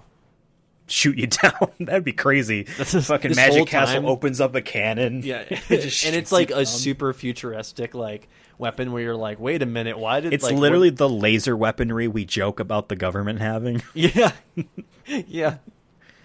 It's here to protect the dude dressed as Mickey Mouse from seeing an ad for shoes in the sky. It was for blimps at the time to prevent advertisement blimps from just flying over the park. But that's unrelated to this movie. So yeah, she goes He to also, Oh My didn't Disney. He hate Jews, right? Hated Jews. Yes, before, right? yes, he did. He's very anti-Semitic. His head is in a freezer somewhere. If you Really? die on, yes, well, that's the rumor. Is his brain We gotta is find it. frozen. I'm sure Disney knows where it is. How much is that going on eBay? Everything has a price. The entire company will sell you. We'll give you the company if you give us his brain back. And then, yeah, I've said this before, but if you die on Disney's property, the park's property, your pronounced time of death is after you leave. After your body is dragged off, your time of death is afterwards. No one dies at Disney World, which is insanely dark. Okay. In any case, she's going through ohmydisney.com. There's a bunch of Oh stuff My there. Disney. She sees Groot, which is why this movie's on this fucking podcast. And it's He three says lines he again. answers some questions. You know, we did get a fun internet comment. Actually, if this is in this movie, then why is this in this movie? I thought we were getting that where he's talking about the Erd tree from Thor 1, which again, this is from the old Marvel. Like Thor 1 had like the Infinity Gauntlet and shit in it. Like in Odin's castle or whatever, and they had to retcon that by saying they were all fake because initially they didn't plan too far ahead. They were just like whatever. I think the Erd tree like literally has one of the Infinity Stones in it or something like that. They needed to retcon stuff, so I thought that's what they were joking about. But it was just like, are you part of the tree? And Groot answers, and the guy seems satisfied. He answers a couple questions, and that's that. I forgot what he was also wearing a little like outfit too, and I forgot what it Yeah. was, but it was he was just sitting on a little chair on a Yeah. big stage. Being cute, you know. I am Groot. There's gonna be more baby Groot stuff than adult Groot stuff. Marketing. Right? Baby Yoda should have been there too. Well, Baby Yoda wasn't around then, so whatever. But yeah, she sees Groot, and then briefly Wilhelm screams a stormtrooper away, That was which I funny. appreciated. Yeah. There's lots of audio like references and stuff that I was able to pick up on. There's one coming soon enough that I am proud to know that I recognized most of it. But then, yeah, she's going and she stumbles into, as the stormtroopers are chasing her, into the Disney princess's casting room. They're all in there. They try to attack her. Someone on the internet pointed out that Jasmine's holding the lamp as a gun, but she's practicing proper trigger finger safety and not having the finger on the trigger. Attention to details. Yeah, Because yeah. like Disney's not like anti-gun. I don't know if people know this, but they're, you know, they just believe a lot in gun safety and that if better training, like, you know. Is this a joke? Yeah. Or- I have no idea Okay. what Disney's stance is I appreciate it. on guns. Well, they both hate and want to cash in on gay people, so you know. That's how you always win. It's like speaking of Disney, it's like in Last Jedi there, the one guy there where he gives arms to both the rebels and the Empire. You know what I mean? And That's no how you- one understood that character. It's pretty Like, obvious. God, you guys are media illiterate. It's no you guys different than don't- companies. Yeah, they have one guy doing one thing over here, and they have another guy who says, the God, your opposite first thing. Marvel movie was about a guy that did that for a living. Yeah, Tony Stark's company, that's what it was. Whatever. Morally gray, not in a world where the good guys are light and the bad guys are dark. yep. God. Star Wars could have been cool, but it's lame and stupid now. That's how we're on. It always to was. Sonic. Yes. Well, no, Sonic's cool. That's what I'm saying. Right, We're on guys? to like everyone's. Oh, Sonic's right, the right, cool right, thing right. now, The yeah. Sonic movie is the new Star Wars. I did like that Cinderella basically holds up a broken glass shoe to threaten her with. That was actually more scary to me than all the other ones' weapons. Yeah. Like that when someone breaks their only glass shoe and they're about to like fuck you up with it, you know they're Yeah, serious. I mean Mulan had a sword, but like whatever. There's been swords and a bunch of stuff. Broken glass, you know. Yeah, I don't I fucking just started watching Moon Knight, not Moon Fight, but Moon Knight. You know, and opens up with Ethan Hawke, my man, my dude. Totally thought he was Kevin Bacon in the trailers for Moon Knight, but it's Ethan Hawke instead. And he's pouring broken glass into his shoes. Like, you know, I'm on this ouchie, you know, trend right now with the broken glass. Yeah, and I actually like this whole Have you ever stuff. done that? Like broke like a glass bottle to turn it into like kind of like a shank? No, have Me you? either. No, I want to. Though. Okay. Well, whenever we go to prison and they serve us Coronas, that's what we're gonna do. Be like, cheers. And all shake each other. Last one's whoever gets out Exactly. gets out. I have been cut by glass before. Oh yeah, I put my whole foot through an aquarium and got 25 stitches. Damn.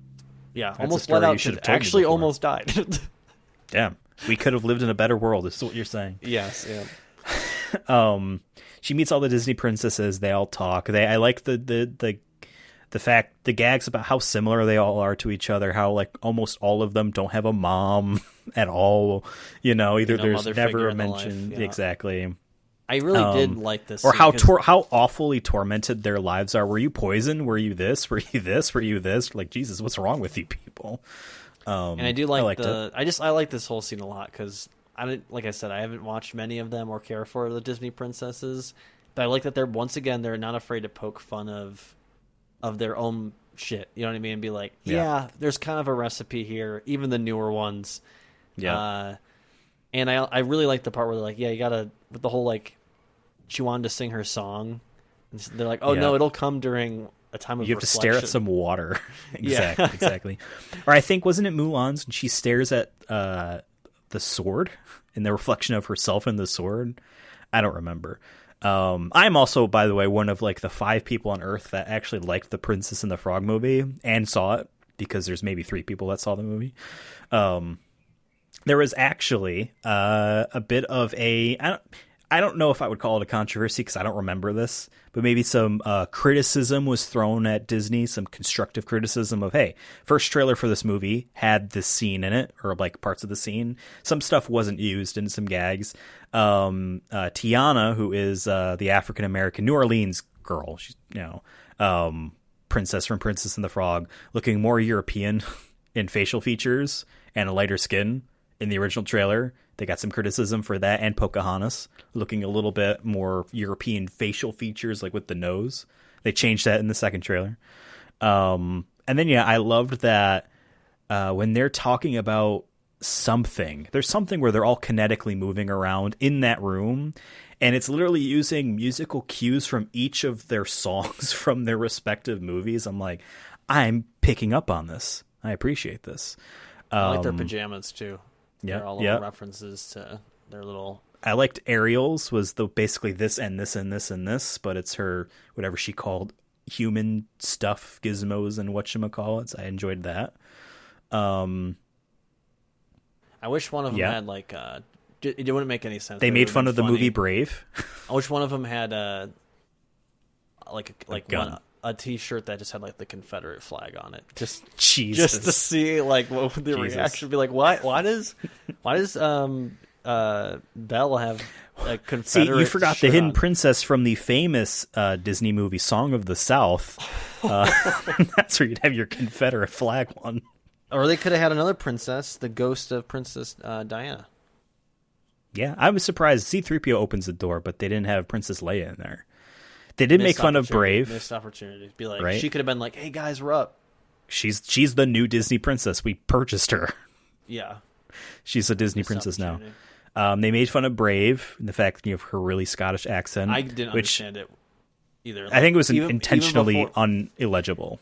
regularly, I can barely understand Scottish folk, and no offense to them, it's my fault. I'll take blame for it, but nope. I mean, they don't have to keep the accent. They can choose not to talk that I way. can just talk American. All right, like which is just normal. Well, to be fair, a lot of like actors from like the UK and stuff Like they always can do really good American accents, but we can never do it the other way around. Well, we don't need to try, That's true. There's only like what 1 or 2 Downton Abbey movies like every decade. Doesn't matter, James Bond. That's more like they find a British person for that. Like rich British talking. You know what I mean? Like that's a little bit easier, I think, to do. Because it's just fake and made up. Oh no, my expensive car got a flat tire. The Rolls Royce, the Jag, the Jaguar. They always call Jaguar something stupid. Jaguar. Stupid British people. I can't make fun of how people are pronouncing things in this episode specifically. You said Venelope, so yeah, I'm already taking the L today. I bring up them making fun of Brave because Brave won the Oscar that Wreck-It Ralph was gunning for because they were both that year. So I wonder if that was intentionally making fun of the Pixar. But they said, oh, she's from the other studio. That's why you can't understand what she's saying. That's cute. But yeah, meanwhile, Ralph stumbles into the comments section, which as soon as he walks in there, I'm like, oh no, this is when the movie has something dark to say. Yeah. They don't stay here too long, and I almost comments could have been worse. It could have been. It also could have been nasty, because there's someone saying, I want to fuck Ralph. So once again, that would have been at the Pornhub tower. They would have said like, "Oh, I want to snuggle with Ralph." They would have made a PG version. They didn't have enough bot comments because going back to VNN quickly here, go on any of Vin Diesel's posts, just scroll even just a quick little couple scrolls down. Half of the most liked comments are just like, "I need snuggles," or like, ugh, "Message me if you want sex." Just really bot shit. I want sex. Oh, well, you should do something about that. That's just the response. It's not even trying to trick you into some spammy site.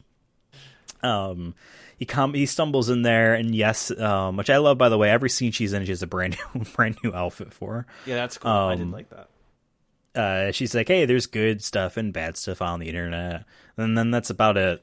Like I think they just she kind of said the message of just don't worry about it, which I agree with, but it's still not it's not easy said than done. There's definitely times when it's especially when kids that grow up with the internet, you know what I mean? I can't even imagine.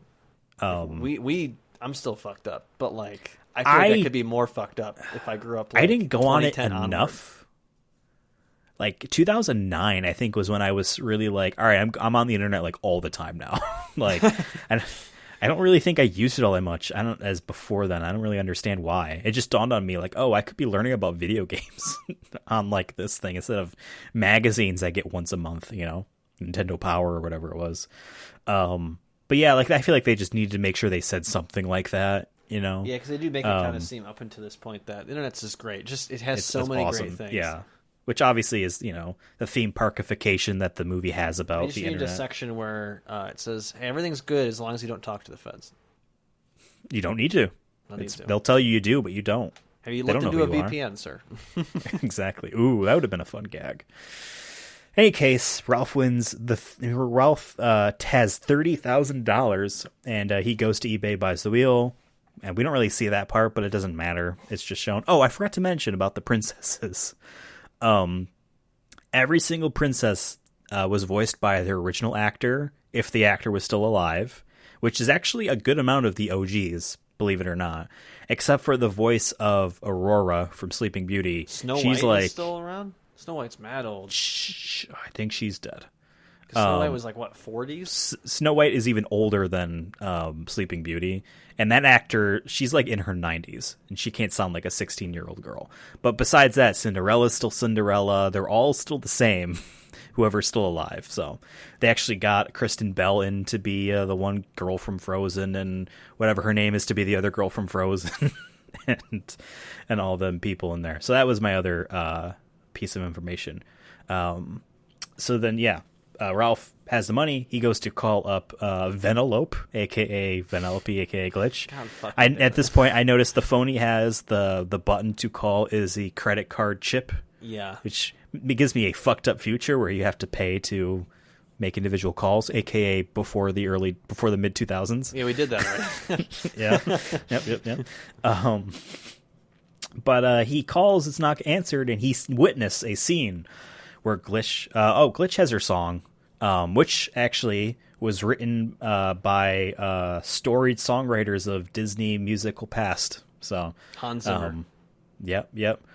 A bunch of Obviously not of people that wrote I just wrote OG Disney songwriters wrote Glitch's song. So people that actually wrote for like Little Mermaid and stuff wrote her I like song the there. song, and I like that it's still like the main title of it, or the main chorus of it is Slaughter Race. I'm like, it's just Right. it's funny in that respect that like the word slaughter is in the main chorus of a princess song. I think that's cool. And speaking of Slaughter Race, there was a couple gags in the movie that actually got me like agape, and like that was funny. And it was the shark eating the dogs. Yeah. Apparently the license plate, when like in the song, when the shark opens its mouth and you see the dogs and they have a license plate, it's a license plate from Jaws or something like that. It's related to Jaws. Like, oh, it's kind of cute. There's a lot of that stuff. A stormtrooper says room A113, which is the room all the Disney animators like to talk about because they all fucking went to the same school or whatever. You know, Pixar has an A113 joke. It's like a freaking and fraternity, huh? I know. Well, John Lasseter was in it, and you know that guy's a creep, so... at least I think. We don't know. I'm pretty sure he was. I don't think he's at the company anymore. I don't know. But yeah, and so she wishes that she could stay here forever. And then later on, Ralph Coast calls her to tell her, hey, we got the money, we can go home. And he sees Glitch talk to Gal Gadot. Invasion and of wishing privacy. she could stay there. Yeah. Imagine if FaceTime was like that all of a sudden. At I'd be one point answering- there was. I'm going to answer FaceTime every time then. Just to be There was safe. a glitch. There was a glitch with FaceTime where if you called, then hung up, and then did something else, and then called it again, it auto-answered audio only on the other end, so you could hear what the other person was doing without them realizing it. And I told my dad I was going to do this because I said, I want to know if this works or not before we update our phones. And I did, and yeah, I could just hear him. I'm like, this is fucked up. And he's like, the phone is like normal. How many men found out that their significant other was cheating on them? Specifically men, huh? Sexist. Like, just imagine that being like, Mary hasn't been home in a while. Let me FaceTime her. And then, Yeah, the rest. it was one of those things where it's like, as soon as it was found, it was patched immediately, you know? Jesus But Christ. yeah, it's Still very fair. messed up. Still fair. Yeah. I mean, hey, our phones on average have 4 cameras now, and 2 microphones.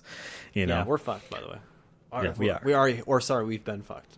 And we're still being Exactly. fucked. Exactly. We're using cameras right now just to see each other. We don't even need to, but we're doing it. You know, we don't even need to do this. That's how convenient it is.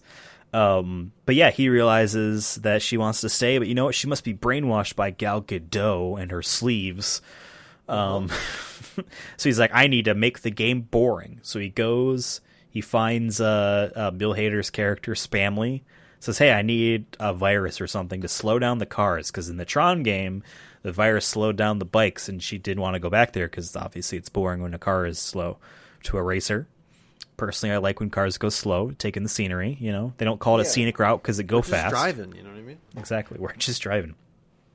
He goes to a Jabba the Hutt looking motherfucker who has a head on his neck and buys a virus. I don't get if this was supposed to like reference something, or like I feel like it was inspired by something, but I just can't figure it out. Same. I'm like, this guy could be a neck beard, but he literally doesn't have hair on his neck. He just has long mutton chops. He's just the neck part. Yeah, weird. But they did call it the dark net, and I did like that all the internet avatars down there looked like sketchy motherfuckers. I thought that was cute. Although they call it the dark net, not dark web. I don't know why. Copyright. I guess.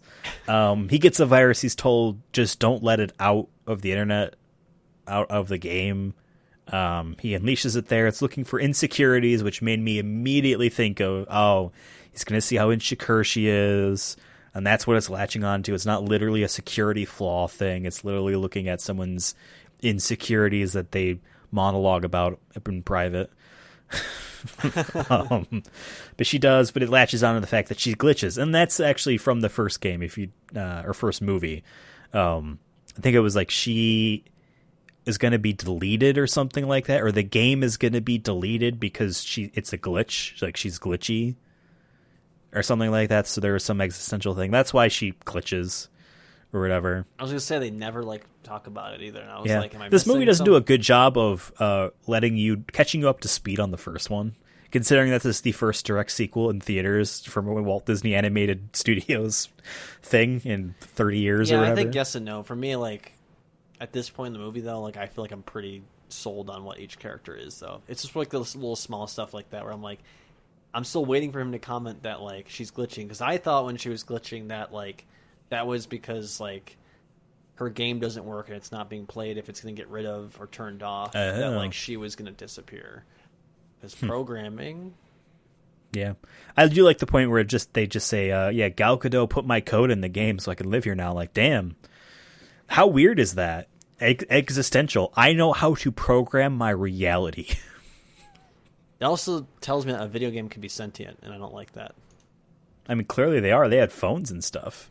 That's what scares me, is that they were able to code themselves. That's some Skynet shit where it's like, when is it going to stop? All of a sudden, yeah, like my Grand Theft Auto. You can't stop the internet. All of a sudden, my Grand Theft Auto on my Xbox is now running my entire apartment appliances. Because you connected your Xbox to your smart hub. Yeah, and then to do the my Alexa whole thing. apartment building is now being controlled by my Xbox. Oh my god. Yes, Ralph lets the virus get loose. Okay, the game is just going to get reboot. We just need to get her out before reboots, because all the original code will stay there and everything will be fine. Although the first time that happens to you as one of these characters, I'm sure it's scary as fuck. It's going to go dark for a little while, but we'll wake up, I promise. So creepy. Yeah. But they get out fine. It was never really any urgency they placed on it, which is interesting. It was just to lead up to the fact that he screwed up in a major way. He's really clingy. That's the whole point of this. He finally makes a friend, because no one really likes him in the first one, besides his working partner, Felix, because he's always the bad guy. So at the end of the first movie, he has a friend now, a good friend. He doesn't want to lose this friend. He needs to follow this friend. If when she moves to Baltimore, he's got to move there too. Exactly, Colorado's a little bit far. Maybe he doesn't want to do that. Maybe he's going to go back home to New York. He's really clingy in that matter, and that's where his insecurities lie. So I had that thought watching this. I'm like, Jesus Christ. I gotta make this as a joke. So yeah, then they fight about it, and I was actually fearing, because she starts off saying it's all her fault, she shouldn't have done it. I was fearing, what if he goes down that dark road of telling her that she's right, that she did screw up, it is her fault, like she's like he becomes manipulative in that point, but no, he's just a dumbass. Yeah. He just wants to have a friend. You can't blame him. He's just, he's not a thinker. He's literally based off Donkey Kong. But then the virus gets out and it latches onto his insecurities. And then we get it was like 100% insecure. Like hers was like 40 or whatever. Yeah, and exactly. 30, 40, And this is 100%. I'm like, damn, bro needs therapy like bad. And maybe well, he does. Unsub. he therapizes himself with himself. But yeah, a DDoS attack of just a bunch of himself ruins the internet. He literally breaks the internet, which I now understand that's the title, because he broke it. This is the real Y2K. Exactly. Young to knowledge. Yep, Y2K. And then there's action stuff, and then and then he just talks to himself and says, "No, it's okay," and then the virus goes away. The internet's back to normal. I would love to see when that arcade owner realizes that the steering wheel just showed up and what he thought, and the fact that like mail or whatever, there would have been some sort of, well, maybe not. If you just got a package from some person, it might not actually have like the eBay like associated stuff with it, so you might not have noticed that someone purchased it for $27,000. Yeah, I thought they were going to find a different way to get it or something like that, and it was all going to work out. But I actually thought that the joke was that they thought it was going to be in the internet, but it's not. Obviously, it's in real life. And they were going to have to find some other way. It could have just been like, they don't get the steering wheel, and all the other characters just have to move on. Right, which is so creepy. And it has that like Toy Story ness of like, don't think too hard about it, otherwise it's kind of fucked. You know what I mean? They're only happy when they're being played. Like that's when they come alive, it feels like. Otherwise their realities are cold and dark. When the video games are just like, okay, when one of the games breaks, they all die. Basically like really fucking up their mental health. Right. And you can't even like acknowledge that because they for some reason have this rule that they can't come alive in front of people. Yeah. I did like that. Think about it. The Toy Story movies are all about Woody. You know, his jealousy, wanting to feel important for the second one. The first one was not jealousy, wanting to. Yeah. So he's wanting self-importance. You know, third one, he couldn't let it go when it's time to move on. Fourth one, revenge. It's fine. It's time for him to move on. You know what I mean? Style revenge. But time to kill Andy. Exactly. Murder fucking Andy. Andy probably is in some stupid startup by now. Andy's a crypto like NFT. Oh, 100%. Like he's like living in Seattle or some shit. We really did dodge a bullet with that. You mentioned it before, but we really did dodge a bullet. This might have been the best time for this shit to happen. In a 2018, weird way. right before everything got bad. You know, on the internet, because the internet was fine before that. Yeah, thanks, Joe. Exactly. Okay. So yeah, basically movie ends, we're all happy, yada, yada, yada. I did like the gag about the secret of parenting, and we just don't get to hear it. Yeah, that was good. I wish every parent could hear this right now. Like, I like that. That's obviously a joke for adults, you know. Yeah, everything's all well. He gets to visit her essentially whenever... They FaceTime every week but whenever there's a patch to the game... the servers are down. Whenever there's server maintenance, she has off of work. He has off of work every night. She has off of work once every 3 months. Because if it's an online game, people are playing it everywhere. The arcade's down when he closes the shop. They unionize. I'm saying to the more annoying, maybe to some people, as a very political person, I definitely like throughout this movie was like, can we stop with like the pro work bullshit? Like he's actually right in the beginning where he's like, what if we like just didn't have to work? Like, we could do so much shit. I'm like, I know, right? This whole time I'm like, yes, Ralph. Yes, and then they're like, no, we actually love our job. I'm like, shut up. Stockholm Syndrome bullshit. No. Well, you can love your job. Yeah, you can. But I'm just like, she gets to race a car. Sure. But you're telling kids that it's, you know, everything's going to be all right. It's not. You're going to be doing it until you're 80. So that's just funny. That's what I was thinking of the whole time. But yeah, so like, yeah, her PTO is a little bit different than his. So it's going to be a little tough, but we'll make it work. They have FaceTime at least. You know. But here's the thing. If it's an online game, what happens when the servers get shut down? She comes back. What do they do when the power goes out? Do they do that in the first one? I don't think so. Like, where did they? Because they're all like living in there. What if that gets recycled? Or, like he buys a new one. Do they get a new house? I don't know. It's an old man. What if a lot of logistic questions I have. Also, crazy to me. When the store opens, there's immediately people pulling up into the parking lot to play the arcade games. They're getting one person like maybe a week. In reality. There's no arcades. They should have put this in Japan. In where that I think sense. it would have been a little bit more realistic to me because I feel like in America, like, an arcade. Yeah. Like shit, dude. Like Dave & Buster's has to charge how much? Just because they don't make any money from the actual. I mean, there are companies that still make arcade games that are more like fun and weird experiences. But yeah, like in Japan specifically, just for that audience. Some people make games where you like your mind gets wiped and you play a character and you sometimes get to choose the wife and and then you fight the virus at the end or something and then and the lesson is VR can be a little scary. And you're voiced by Spider-Man from the game. Yeah, that was. We're not going to tell you what movie that is. Figure it out yourself. But yeah, everything's over. The credit scene does that fun meta thing about trailers, which I really appreciated because that was one of, like, I'm 90% sure an entire trailer for this movie was just that scene of the game. So I'm like, and now when I saw it, I'm like, oh yeah, I forgot about that. And yeah, the bunny pops, and I like that there was a scroll bar for the credits. Appreciated that. Yeah, I did not stay unless there was an end credit scene. I didn't. No.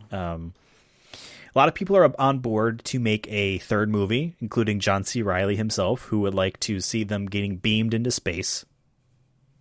I don't know what that means. Entire movie takes place in a satellite hub or something. I don't know. Next movie could take place in Dominic Toretto's engine. Sure. They're like, wow, Dom. We're in the stereo system of his 70s Charger.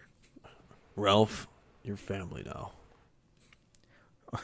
I'm not even going to try to do a Wreck-It Ralph impression.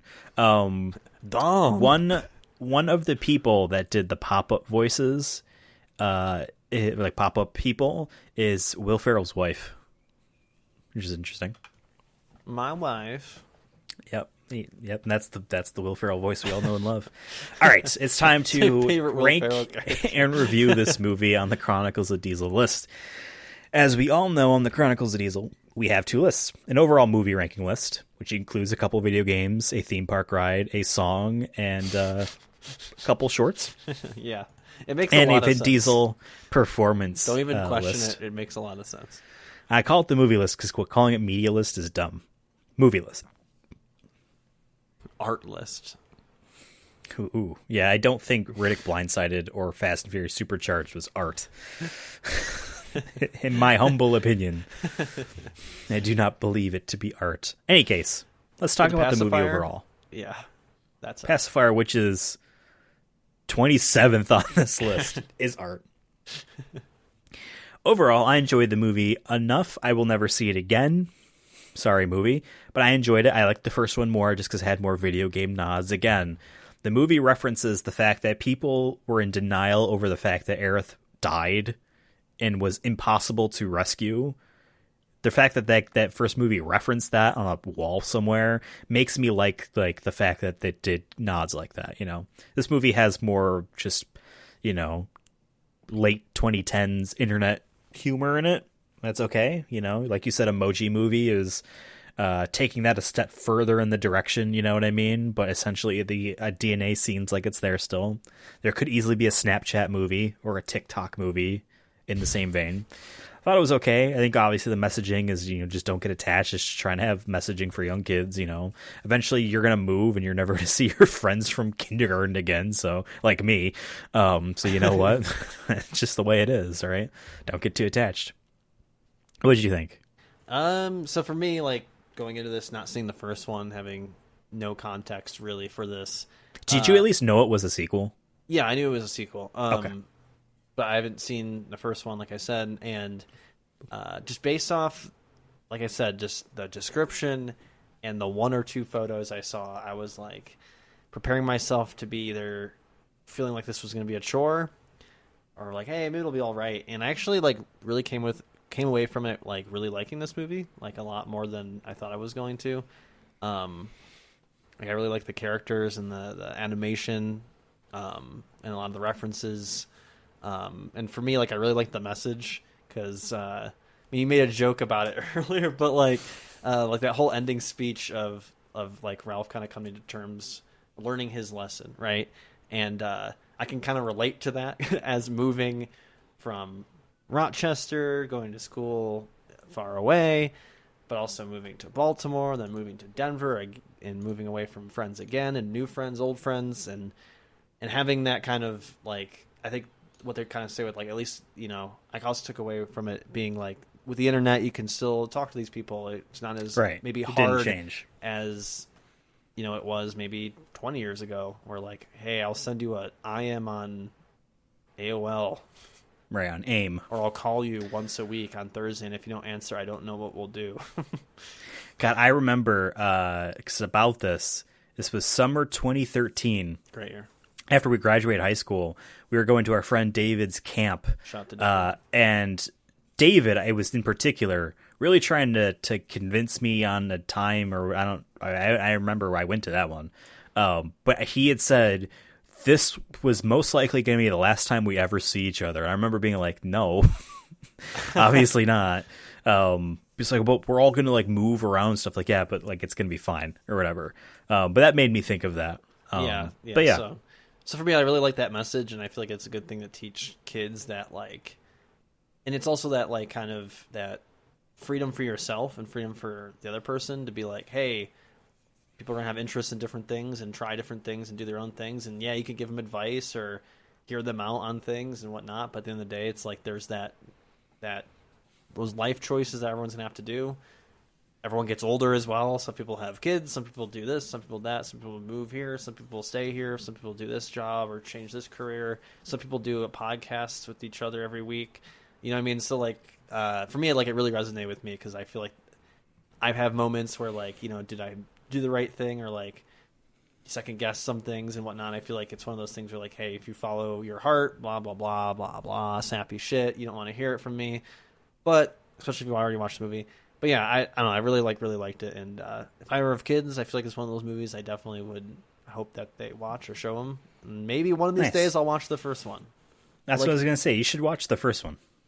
I think you might like it. Yeah, and there's a bit more Sonic in it, you know? Yeah, that's what I'm here for. Yeah, so I really like this movie a lot more than I thought, and I don't know, it just hit me in a good way.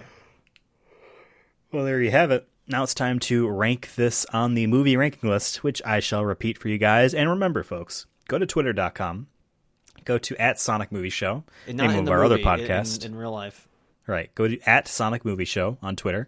You will find one of the recent media posts from us will be the now 4 ranking images. Getting a little long, but luckily this is almost over. We're almost over. Depicting everything that we have ranked so far on this list and the Vin Diesel performance list. So you have a visual guide as I read off 37 things. The movie ranking list is as follows. I have to scroll nowadays for this, which is insane. Yeah. Number 1, Guardians of the Galaxy Volume 2. Number 2, Guardians of the Galaxy. Number 3, Saving Private Ryan. Number 4, Fast 5. Number 5, Avengers Infinity War. Number 6, The Fate of the Furious. Number 7, Fast and Furious 6. Number 8, Furious 7. Number 9, Triple X. 10, The Fast and the Furious. 11, Triple X Return of Xander Cage. 12, The Iron Giant. 13, Riddick. 14, Awakenings. 15, Fast and Furious. 16, A Man Apart. 17, Find Me Guilty. 18, Boiler Room. 19, The Chronicles of Riddick. 20, Pitch Black. 21, The Last Witch Hunter. 22, The Fast and the Furious Tokyo Drift. 23, Vin Diesel. 24, Billy Lynn's Long Halftime Walk. 25, Knockaround Guys. 26, Wheelman. 27, The Pacifier. 28, Babylon AD. 29, Los Bandoleros. 30, The Chronicles of Riddick, Assault on Dark Athena. 31, The Chronicles of Riddick, Escape from Butcher Bay. 32, Multifacial. 33, The Chronicles of Riddick, Dark Fury. 34, Strays. 35, Wiz Khalifa featuring Charlie Puth, See You Again. 36, Fast and Furious Supercharged. And 37, Riddick, Blindsided.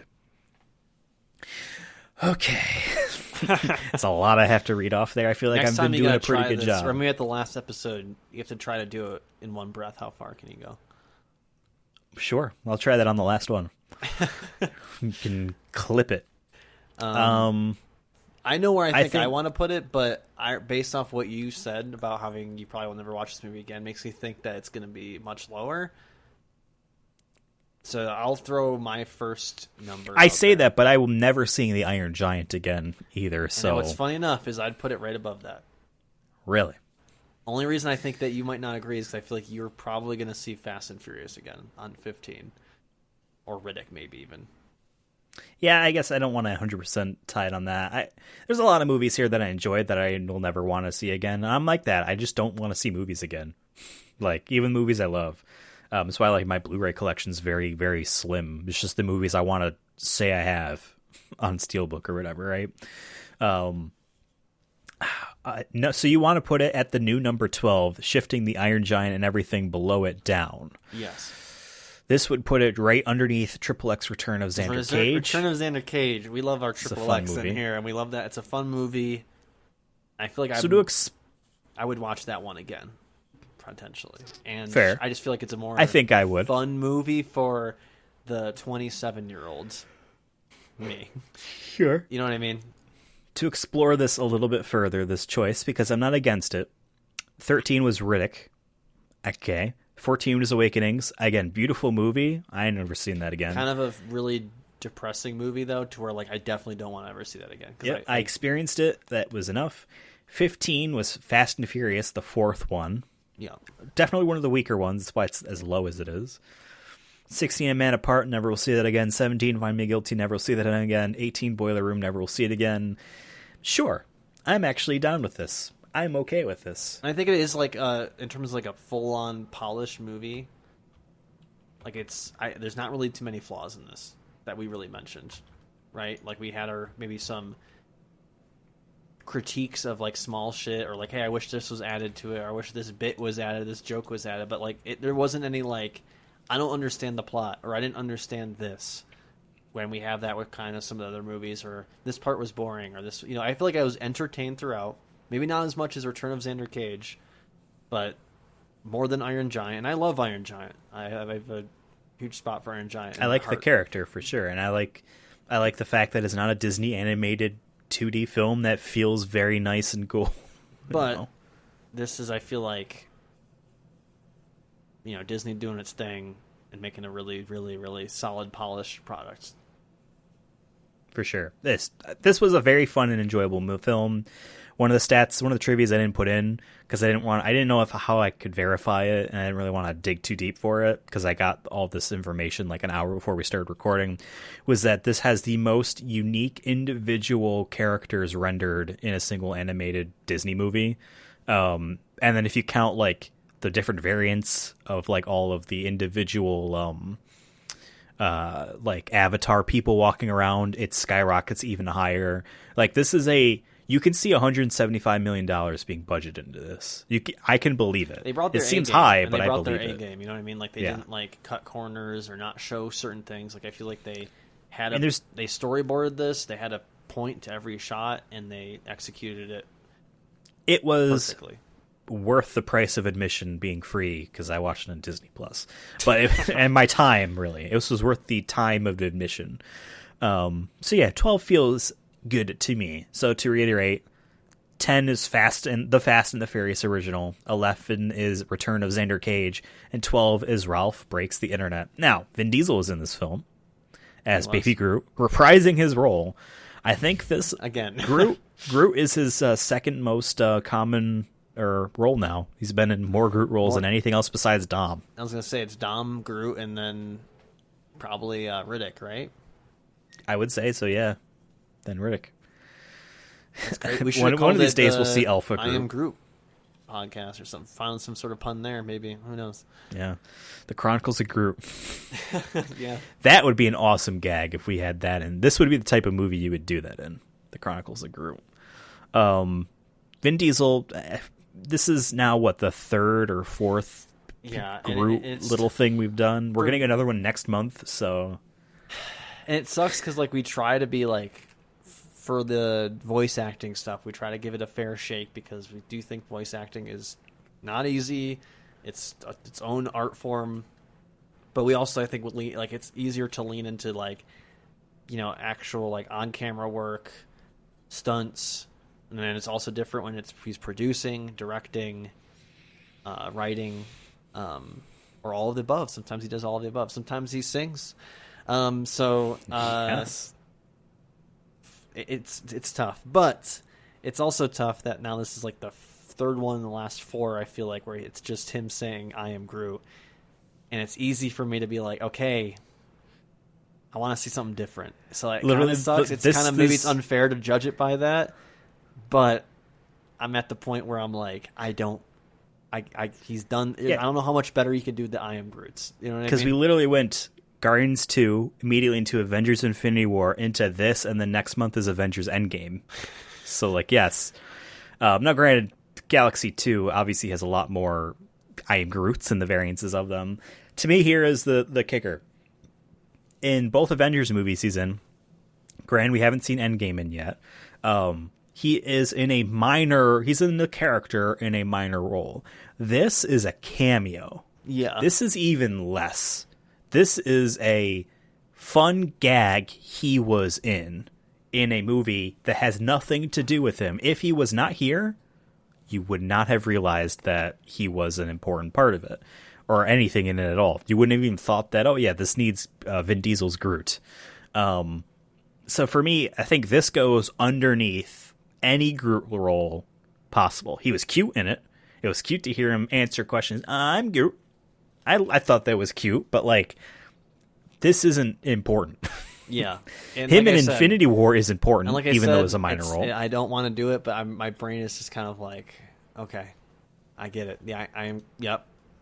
And it sucks, but we've done these so back to back that it's like, Exactly, I want to actually like talk about his directing or his role as Dom at this point. I know we're at the end, so it's tough. It is what it is. I think we got through the most of the more, I guess you could call them, I don't want to say, you might, when I say interesting, I don't want to make it seem like these other roles are interesting, but just like what we're doing the show for, what we've done the show for, is we wanted to go through his career and see the more maybe gems or diamonds in the rough, rather, of roles that he's done. Because there's some movies on here that weren't great, but Vin was great in. You know what I mean? Yeah. Or ones that we might be one of the 100,000 people who watched, Strays. Find Me Guilty or Strays. You know what I mean? So, Yeah. But I'm at the point where I'm like, man, give me something else, please. I want something else. Yeah. I wasn't really looking forward to this movie just because, for the sake of the podcast, just because I know what we were getting into. And honestly, it still felt small. I wasn't expecting like anything, but it still felt small.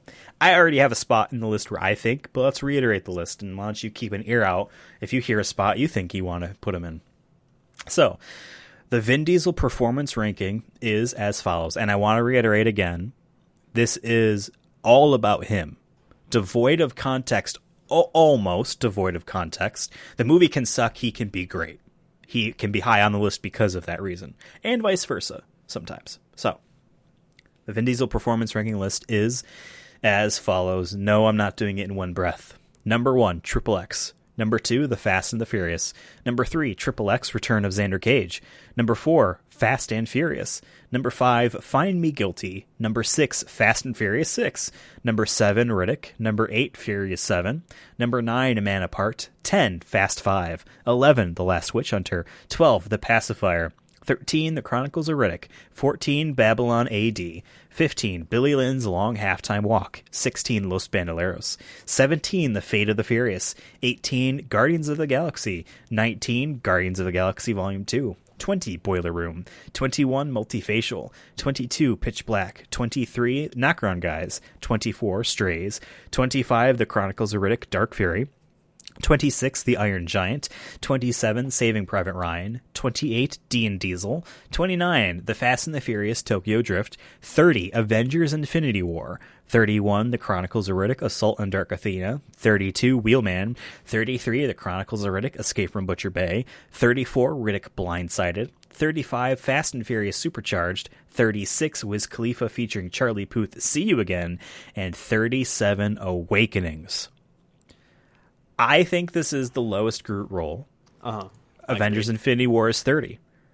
I think this is at least 31, if not lower. Do you agree with me on this? Do you disagree with me on this? Definitely below Infinity War. And I know last time we were struggling to, or at least I think we loosely debated. It wasn't very, I wouldn't say like, we weren't like dead set on either, really. It was just kind of like, yeah, whatever at that point. Of like, is Assault on Dark Athena worse than Avengers Infinity War? I know that was a conversation we had in the Vin time. Diesel performance. Yes, because Vin Diesel was not great in that. Honestly, like we've talked about this before. There's almost like tiers sections of this where there's like tiers where I feel like there's a gap, and some of the movies are closer than others. Yep. But like for me, it's like Infinity War, and then there's a gap.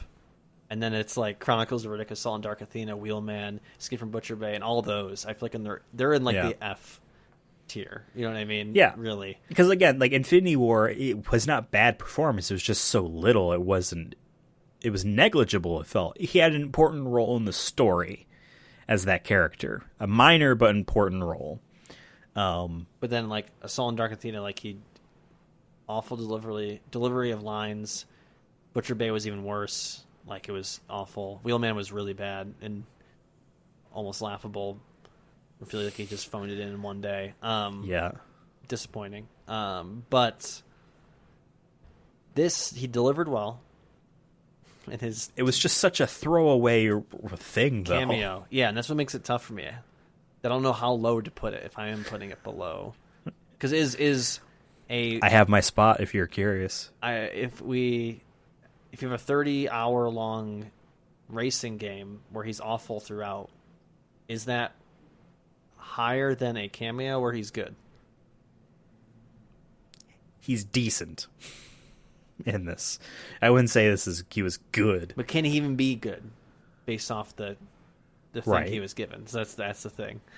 My argument is I would put this at number 34, above Blindsided and below both of the Chronicles of Riddick video games. Okay. Riddick Escape from Butcher Bay being 33. I would put this at number 34. My reasoning is, as much as we might feel like all three of those games were phoned in, they were still quantity of lines. There was still some interest to be had in what they said. There was still something we could pull at it. Yes, it was goofy and stupid and Wheelman in a not great way, but it was something tangible and important to the product. Whether this was so unimportant, it was a throwaway line. We have Awakenings at bottom, and it will always stay there, because he was on for 3 seconds to open a door. He does not look at the camera. He does not say anything. He is there to be a person, right? And how many people have That's watched a that throwaway movie line. who also watch other movies know that that's Vin Diesel? I don't know, right? Yeah. This is a very throwaway role. That's why it's at the bottom. Wiz Khalifa featuring Charlie Puth, See You Again. Such a throwaway as a marketing thing. That was marketing, right? Yeah. It was just marketing. Fast and Furious Supercharged was offensively stupid and marketing throwaway. And Riddick Blindsided was marketing throwaway. It was basically storyboarded and one of those animated comic books, but worse. Yeah. I'm not saying that that genre of thing is bad, but it's that idea just done poorly, and it did not contribute anything to the movie because the movie did that scene, right?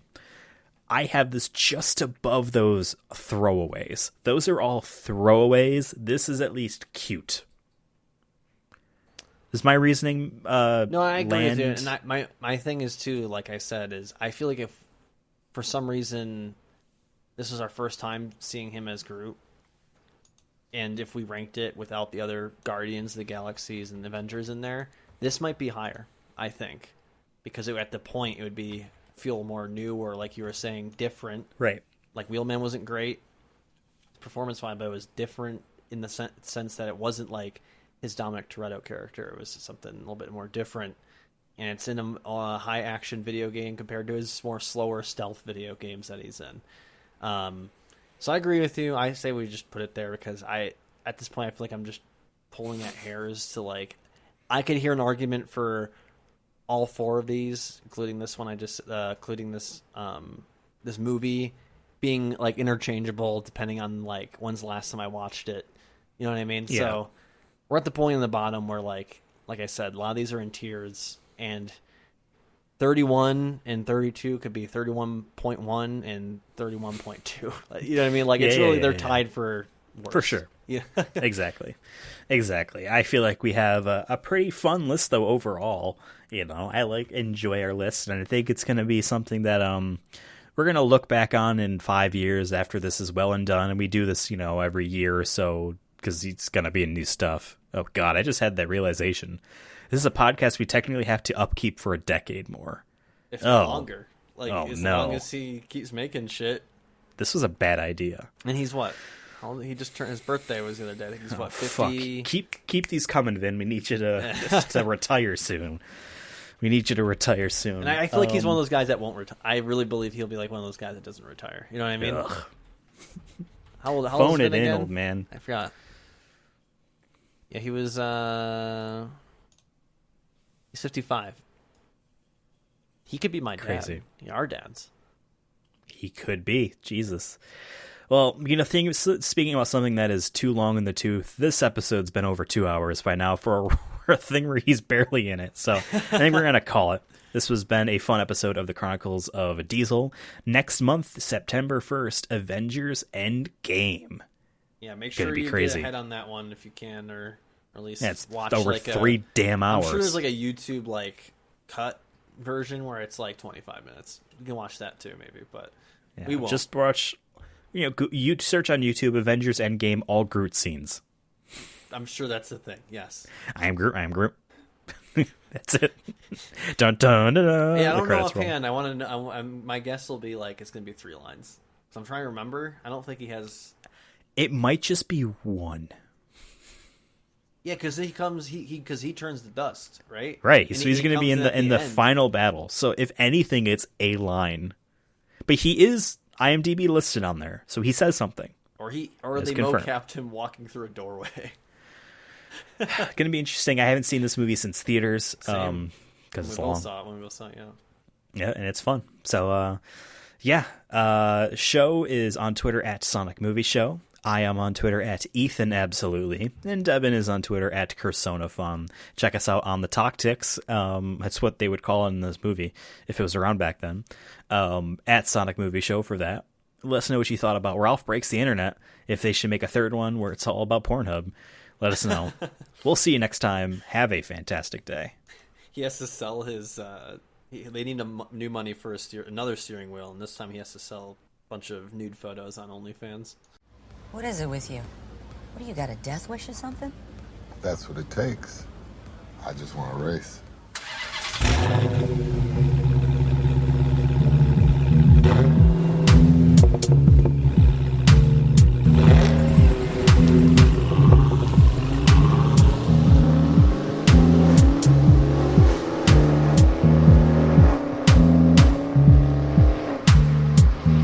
Ride or die, remember?